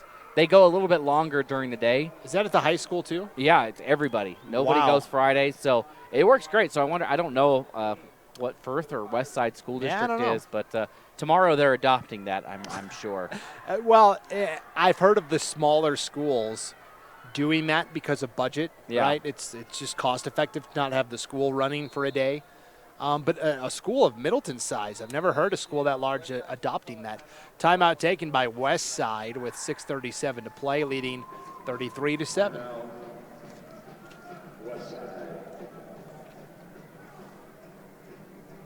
Dr. Hansen at River Valley Dental in Shelley has been serving patients for over 24 years. Dr. Hansen is happy to welcome Dr. Tanner Hyam to the practice, and they are eager to serve you. The highly trained team at River Valley Dental works together to provide you with courteous and professional dental care in the most comfortable environment possible. They offer personalized treatments that will help you make an informed decision about your oral health. Dr. Hansen and Dr. Hyam at River Valley Dental are proud to support Firth in the playoffs this year. UNI Furniture would like to wish Westside good luck in the tournament this year. The U is for Utah and the I is for Idaho, and we offer complete home furnishings, appliances, and flooring products that are up to date, and we commit to giving you the best at UNI. Go Pirates. Also, D&T Electric Heating and Cooling. They're a proud supporter of Westside Athletics and want to wish the Pirates the best of luck in the state championship. So out of the timeout for West Side, it's following the holding penalty. 2nd down and 15 with the ball back at the 9-yard line. Back to pass is Blaze Brown from his own end zone. Throws to Shirtliff, caught at the 15, the 20. And right at the first down marker for a gain of 15 is Bryler Shirtliff. Yeah, probably the worst thing he did there is go out of bounds. Stops the clock. But either way, another great catch for Shirtliff and a first down. And whenever he catches it in open space like that, you got to be aware. And Firth did a great job at forcing him out of bounds. We saw last time when he had the ball in his hands, he took it all the way to the house. Well, and that's his second grab in the night. The first one went for 89, so that's going to hurt the old average. I hate when I only pick up 7 yards. Yeah, darn it. 1st and 10, 6:28 to play. West Side from their own 25. And off up the middle. And 5 yards on the carry is Nielsen. Yeah, Owen Nielsen. Only his second carry of the night. And that's the thing. I mean, 5 different guys have carried the ball for West Side tonight. Plancarte has been in there a lot on offense. 2nd and 5 for West Side. Really doesn't matter who they put back there. They're going to just be effective, whoever's in there. It's a pitch out to the right side, nearly bobbled by Parker Moser. And Moser gets right back to the line of scrimmage, and that's it. So 5:35 and rolling in this fourth quarter, 33-7, West Side on top. It's what a run it's been for West Side. I mean, they're going to end this year, obviously, state champs once again. Some teams don't win. What is this? This will be 32 in a row. They don't win 32 games in a decade, and they've done it in 3 seasons and haven't lost at all. Just a phenomenal program down there in Dayton to just continue to win and expect to win, and then they go and prove it out on the field. Of course, the Idaho record for most consecutive wins as Westside takes another timeout here. The record is 56, set by Snake River in the 90s by Tom Harrison, who is coaching Weiser tomorrow against Sugar Salem. That is 56 games. That is. And at the time, it was believed to be the longest in the nation in history. Oof. That's since been surpassed, I think, by Mater Dei in California. But either way, I thought it was Bishop Sycamore. Yeah, the fake school from Ohio, Bishop Sycamore. Yeah, it's crazy. I mean, just to win that many games. I mean, I don't know if it won't ever be matched. I don't think how your athletics were in high school, but I know my team. So I played lacrosse in high school. Was on the lacrosse team, and we were putrid. We won, I think, 4 or 5 games in 5 years or 4 years that I was there. We were really bad, and we were just happy to get one here and there. It tickled our fancy just to get one here and there, but for Westside, if they don't win a championship, it's a disappointing year for them. They've just come to expect to be here. It's just a mentality that they have. This senior class is going to finish their 4-year careers 40-4-2. 3rd and 5, Plancarte gets his first carry of the night. We were just talking about him. And Plancarte loses 3 yards to make it 4th and 2. And it's going to be a 4th down for Westside. They'll punt. Boy, 3 punts tonight. This is groundbreaking stuff. If you're a Westside fan, this just doesn't happen very often. And they're still up 26 points, even with the punts. So, yeah, this senior class for Westside is going to finish 44-2.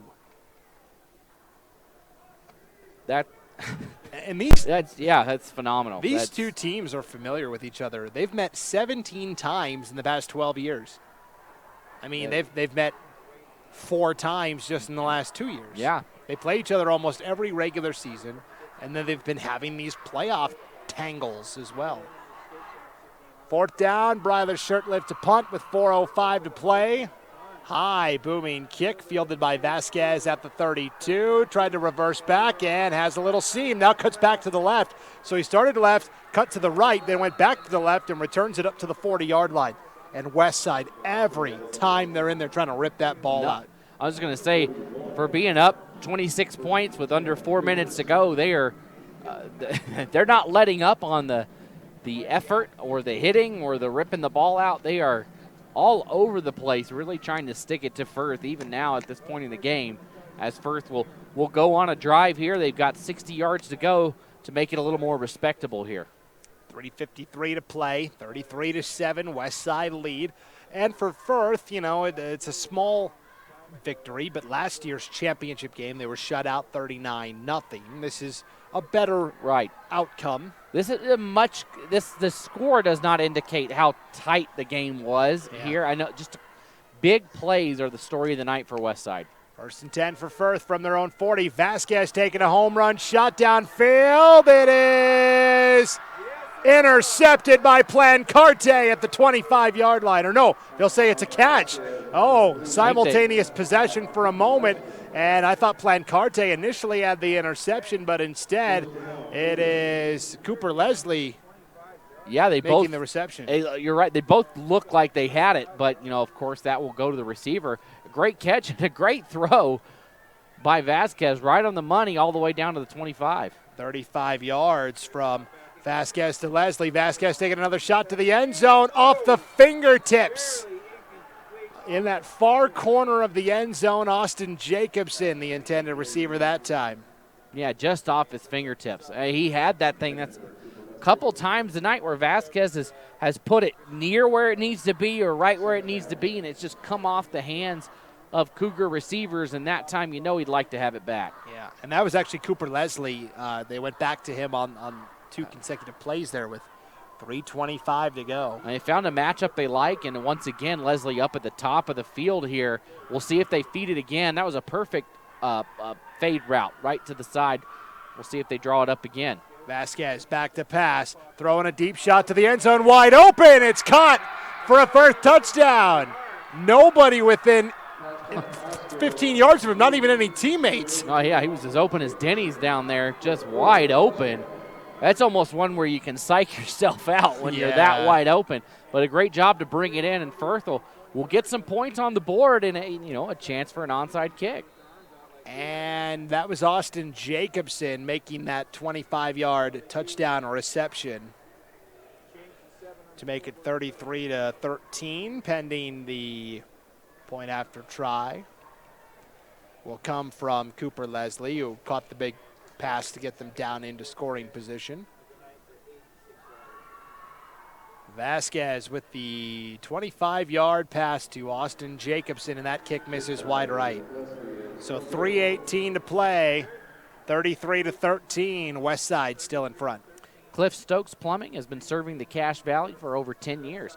Cliff has over 35 years of experience in the plumbing industry, so whether it's a new install, a repair, a water heater change out, or it's time for an upgrade, call the experts at Cliff Stokes Plumbing at 435-770-8251. Cliff Stokes Plumbing wants to wish the West Side boys good luck at state this year. Since 2008, Adrenaline Performance in Shelley has been the place to go for all your automotive needs. They offer a full-service mechanic shop with the best customer service you could find. Everyone at Adrenaline Performance wishes the Cougars good luck in today's game. Matthews Plumbing has been serving the Firth community since 1947. At Matthews Plumbing, they can service your new home or service anything you need on your existing home. They've been serving the Firth community for over 70 years and want to wish the Cougars good luck in the championship tonight. Just can't thank our sponsors enough, who come out and support the local communities and the schools by helping us bring these to you live on IdahoSports.com. That's right. I can't think of a better way to catch your favorite. I mean, the best way would be to come to the game and see it in person, right? But not everybody can do that. Right. Second best way, I think, would be to sit back and, especially this late at night, we're at 11:30 Mountain Time, listening to a live, free broadcast. That's right. And close your eyes and just picture it. And if you own a business out there and you want to be on, Firth or West Side or another school in the future, just reach out to us at sales@IdahoSports.com. We'll get you set up. Onside kick, and a devastating hit delivered. Penalty flags come out. Bryler Shirtliff is going to get a flag, and if he's not careful, he's going to get ejected from the game. That was an onside kick attempt by Firth, and a clean legal hit by Firth as one of the linemen tried to catch the kickoff. Bryler Shirtliff took exception, shoved the Firth player, and penalty flags come out. Yeah, if that foul is on Firth, I'm going to be it was a clean hit, and I don't know why Westside's so upset about it. Right. They're all in the face saying you can't. I mean, he caught a catch. He didn't fair catch it. He's a live player. Now, Westside, I think, is saying, hey, the game is over at this point. Back off. But Westside has refused to back off. They are still trying to rip the ball out on every play on defense. So if you ask me, Westside has nothing to complain about here. No, certainly. I agree. If you're still going out, they were throwing the ball down here up 26 points with 5 minutes to go, and they're still throwing. You know what? If you want to keep playing, it's okay for them to keep playing. It was a perfectly clean hit. Yes. It wasn't to the head or neck. It was just he blew him up, and it's football. It was a football hit, and I'd be disappointed to see this be on Firth. They're still talking about it because I thought it was clean. It was just a big hit. I agree. We'll get our call here from the head official with 3:16 to play. And it's going to come back. Now personal foul against Firth. That's unbelievable. I don't agree with that. Personal foul against West Side. They'll offset. Firth will re-kick. And again, you hear Firth fans booing. I don't know what they did wrong there, Brandon. They didn't do anything wrong. It was a hit. It was a football. It was. What do you want him to do? That's my question. Is what would you rather have had the Firth player do in that situation? Would you rather him sit there and let the player catch it and fall down? He was still standing. He could have ran it in. If he doesn't make a hit, does that receiver say, you know what, I'm going to run this thing up the gut here? No, you got to hit him. Play to the whistle, right? He was a active player. Yeah. Anyways. First and 10 for West Side from their own 46. Toss play to the right side and really pushing the pile. Gain of 7. And this is now where, you run the risk of emotions spilling over a little bit, right? Yeah, you can almost feel it. There's just a little tension in the arena right now. You hope nobody lets it get the best of them, but if you got your starters in at this point of the game, I think you can take a big hit on a kickoff. It was Parker Henderson on that carry for a gain of 9 to make it 2nd and 1 for Westside, 2:40 to play. Ball is at the 45-yard line of Firth. Brown under center, split backs behind him. Handoff up the middle again, across the 40 to the 39-yard line with 2:30 to go. Gain of 7 for Parker Moser and another first down.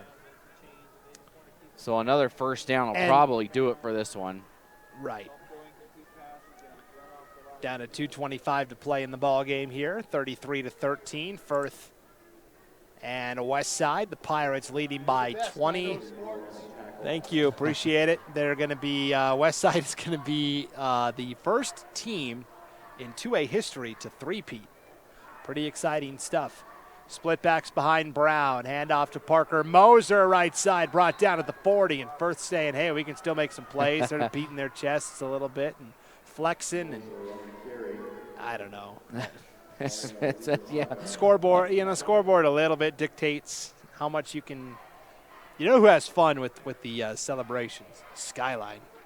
Oh, yeah. They've got a turnover chain the size of your head, Logan, that they love to bust out. They're going to play tomorrow night up at the Kibbe Dome in Moscow and Sandpoint. They're going to try to repeat like Westside here. We'll see if they can do it.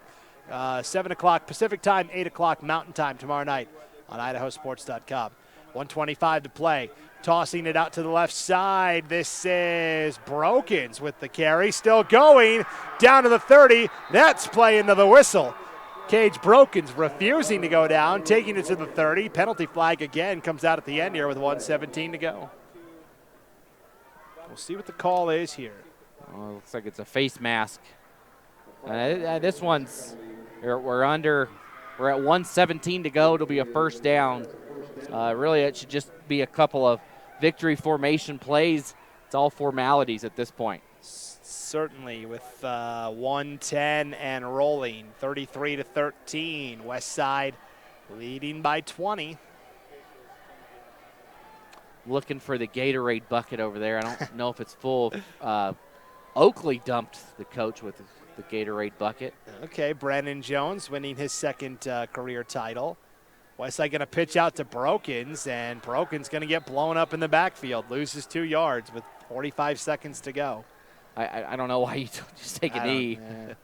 I don't know. I'm done trying to. There's been a lot of this year in high school football, right? Unwritten rules. What do you do if you're up big? What do you do if you're down big? What's the proper procedure? I'm done with it. I'm done trying to figure it out. Westside not going to run another play. Well, maybe they will. They're going to fire everybody up and start the celebration. A three-peat for the Westside Pirates. Brown will kneel down. The Westside players will rush the field. And for the first time in Idaho 2A history, we have a back-to-back-to-back state champion. It's the Westside Pirates. Yeah, congratulations to them. They just owned the tempo of this game. We talked about it earlier and the keys to victory, and that's exactly what Westside did. They came out, they scored on a huge play to open up the game, a huge play to start the second half, and really never looked back after those 2 plays. Really just dominated in every aspect of the game. Congratulations to the Westside Pirates, the three-peat champions of the 2A state high school championship. They win the 2A title in 2021 by 20 points over Firth, 33-13. We will be back with the IdahoSports.com postgame show right after this break. You're listening to the 2021 Idaho High School Football State Championships and the 2A State Championship game on IdahoSports.com.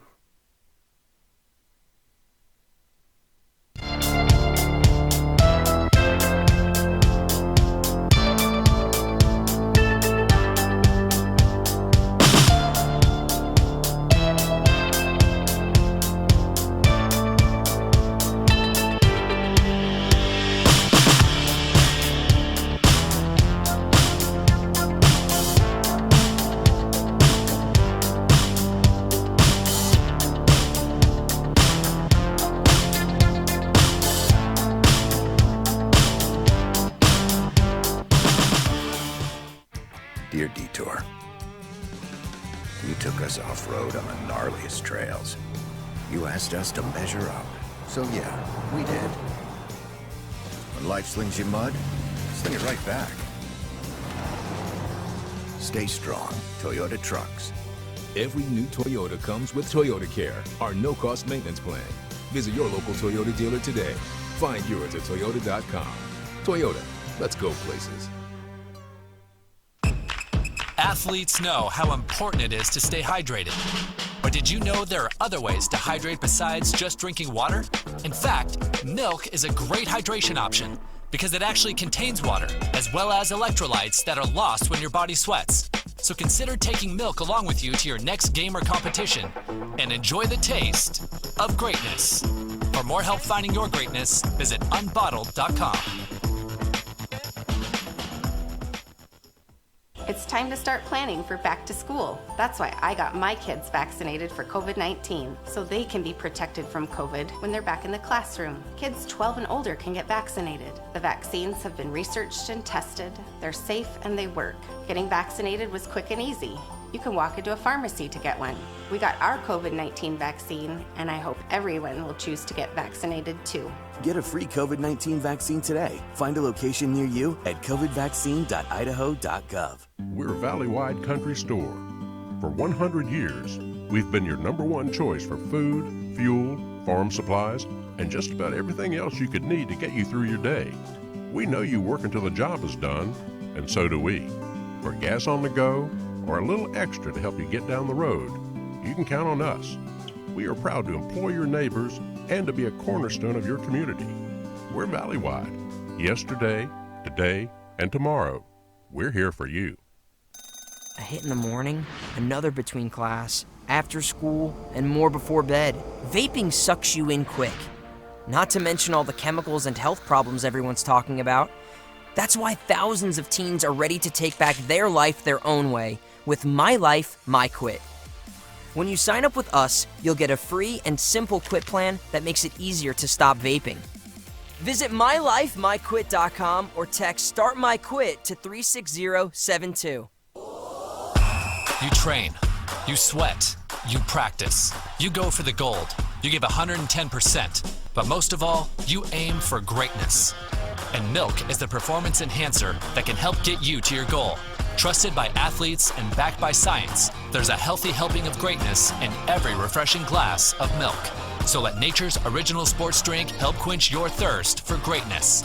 For more help finding your greatness, visit unbottled.com. I decided to get vaccinated because I wanted to protect myself and my family and my customers from COVID-19. When I went to get my COVID-19 vaccine, it was an easy process. It's readily available. Since I got vaccinated, I'm confident I'm protected against the COVID-19 virus. My life has returned to business as usual.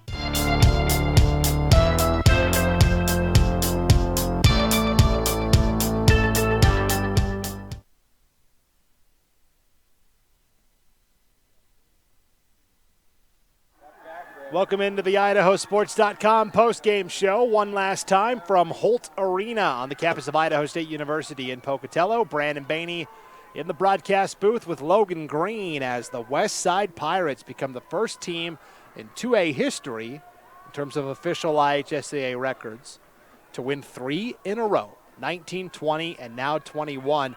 It is the 8th championship in school history and the 5th for head coach Tyson Moser. And really they have not met much resistance along the way, going undefeated 3 straight years, 3 state championships, just a phenomenal couple of year run right now. You think of dynasties, there's a lot of teams just want 1, and here is Westside with 3 in a row. 33-13 the final over the Firth Cougars. And for Firth, so Westside finishes the year 11-0. They will carry that Idaho best 32-game winning streak into next season. For Firth, they finished the year 9-3, and their 3 losses were to North Fremont by 1, and then Westside twice. I mean, we talk about this in every game. You can't focus on just the final result. You have to look at the season as a whole and the journey, and what a great journey it's been these last 2 years for Firth. Yeah, phenomenal to be here again, to prove that they belong up there with the upper echelon of 2A state, 2A football in the state of Idaho. and being able to go on the road 2 years in a row and beat North Fremont 2 years in a row to get to this game, sometimes it's just, I don't know if anybody was going to stop Westside this year. Yeah, that's going to be the big question going into next season as well. Can somebody stop this Pirates attack? We'll have to wait and see. Let's hand out our IdahoSports.com player of the game. Before we do that tonight, I did just want to kind of give you the unofficial final total yardage numbers, give you an idea of really how close this game truly was. It just came down to some bad turnovers by Firth and a handful of plays here and there. Westside finishes with 183 yards on the ground, 136 yards through the air. That's 319 yards of total offense. Firth had 77 yards on the ground, 216 yards through the air, 293 yards of total offense. So Westside only outgained Firth 319 to 293, which tells us this game was close. Right. And came down to a handful of plays that Firth was simply unable to make. I mean, really, the score in the second half was 14-7. Firth was right there. They just could not make the big play when they needed to make it. That is essentially what it boiled down to. Our IdahoSports.com player of the game now for the Westside Pirates. No question about it, Logan. It's Bryler Shirtliff. He, on offense, caught 2 passes for 104 yards and the touchdown, that 89-yard touchdown bomb. On defense, he had 2 fumble recoveries, a pass broken up. He had great blocking out on the perimeter as a wide receiver. Tonight, he uncorked 3 great punts, and every kickoff except for one went into the end zone for a touchback. I mean, he did it all. Yeah, I mean, just a phenomenal effort, and I think back to a key play to him that won't show up in any stat book is the block he had on the outside that sprung one of his teammates free for a first down. Just doing it all in all aspects of the game tonight. Bryler Shirtliff, phenomenal effort. Our player of the game for the 2A state championship. And for Idaho State University, who has given him a football scholarship, all I can say is, what took you so long? They didn't give it to him until halfway through the season. I mean, it was pretty apparent that he's got that ability to be a Division I player, no matter where he lines up for Idaho State University in the future. So for Westside, the wins keep on coming. 32 and counting as we roll into 2022. Before we get to 2022, though, we still have some championship games we got to decide, right? We're only 2 games in as Oakley beats Rath River in the 1A D1 championship game tonight, 42-14. Westside defeats Firth in the 2A championship game, 33-13. Tomorrow we've got 3 championship games, 2 here at Holtz Arena at 5:30. The 3A championship game will pit Sugar Salem against Weiser. That will be followed by the 5A championship at 8:15 in Holtz Arena, Highland against Rigby. And then the 4A state championship game is tomorrow night in Moscow at the Kibbe Dome as Skyline will take on Sandpoint. And then the final playoff game Saturday afternoon, 1 p.m. at the Kibbe Dome in Moscow, the 1A D2 title between Cary and Kendrick. This was a good appetizer, Logan. Should be 4 fantastic games still on tap. Yeah, we've got every game looks to be very competitive. Kind of not what we expected to see 2 games get out of reach here tonight, but I expect the ones tomorrow to be neck and neck. A couple of conference foes going at it in some games, and I think there are going to be some fantastic matchups tomorrow. Yeah, and again, you can get all of those games live on IdahoSports.com. Doesn't cost you a cent. So enjoy the rest of your Thursday night as we're crawling towards midnight. And we'll see you tomorrow night for more football coverage. This has been an IdahoSports.com Game Streams production of the 2021 Idaho High School Football State Championships. Championship coverage has been brought to you by the Idaho Division of Public Health, your local Toyota dealer, Valley-wide co-op and country stores, and Project Filter. Stop smoking, start living. We'd also like to thank all of our local advertisers tonight, Logan. Yeah, I want to thank Lava Hot Springs, River Valley Dental, Adrenaline Performance, Idaho Ag Credit, Matthews Plumbing, Preston Auto Parts, U&I Furniture, Cliff Stokes Plumbing, D&T Electric, and Cox's Honey. Thank you so much for supporting the local athletes on tonight's broadcast. Congratulations again to Westside, 3-peat state champions in the 2A ranks. First time that's been done in IHSAA history as they defeat Firth 33-13. And congrats to Bryler Shirtliff, our IdahoSports.com player of the game. For Logan Green, I'm Brandon Baney. We'll see you back here tomorrow night for more championship coverage. Until then, thanks for tuning in. Good night, everybody, from IdahoSports.com.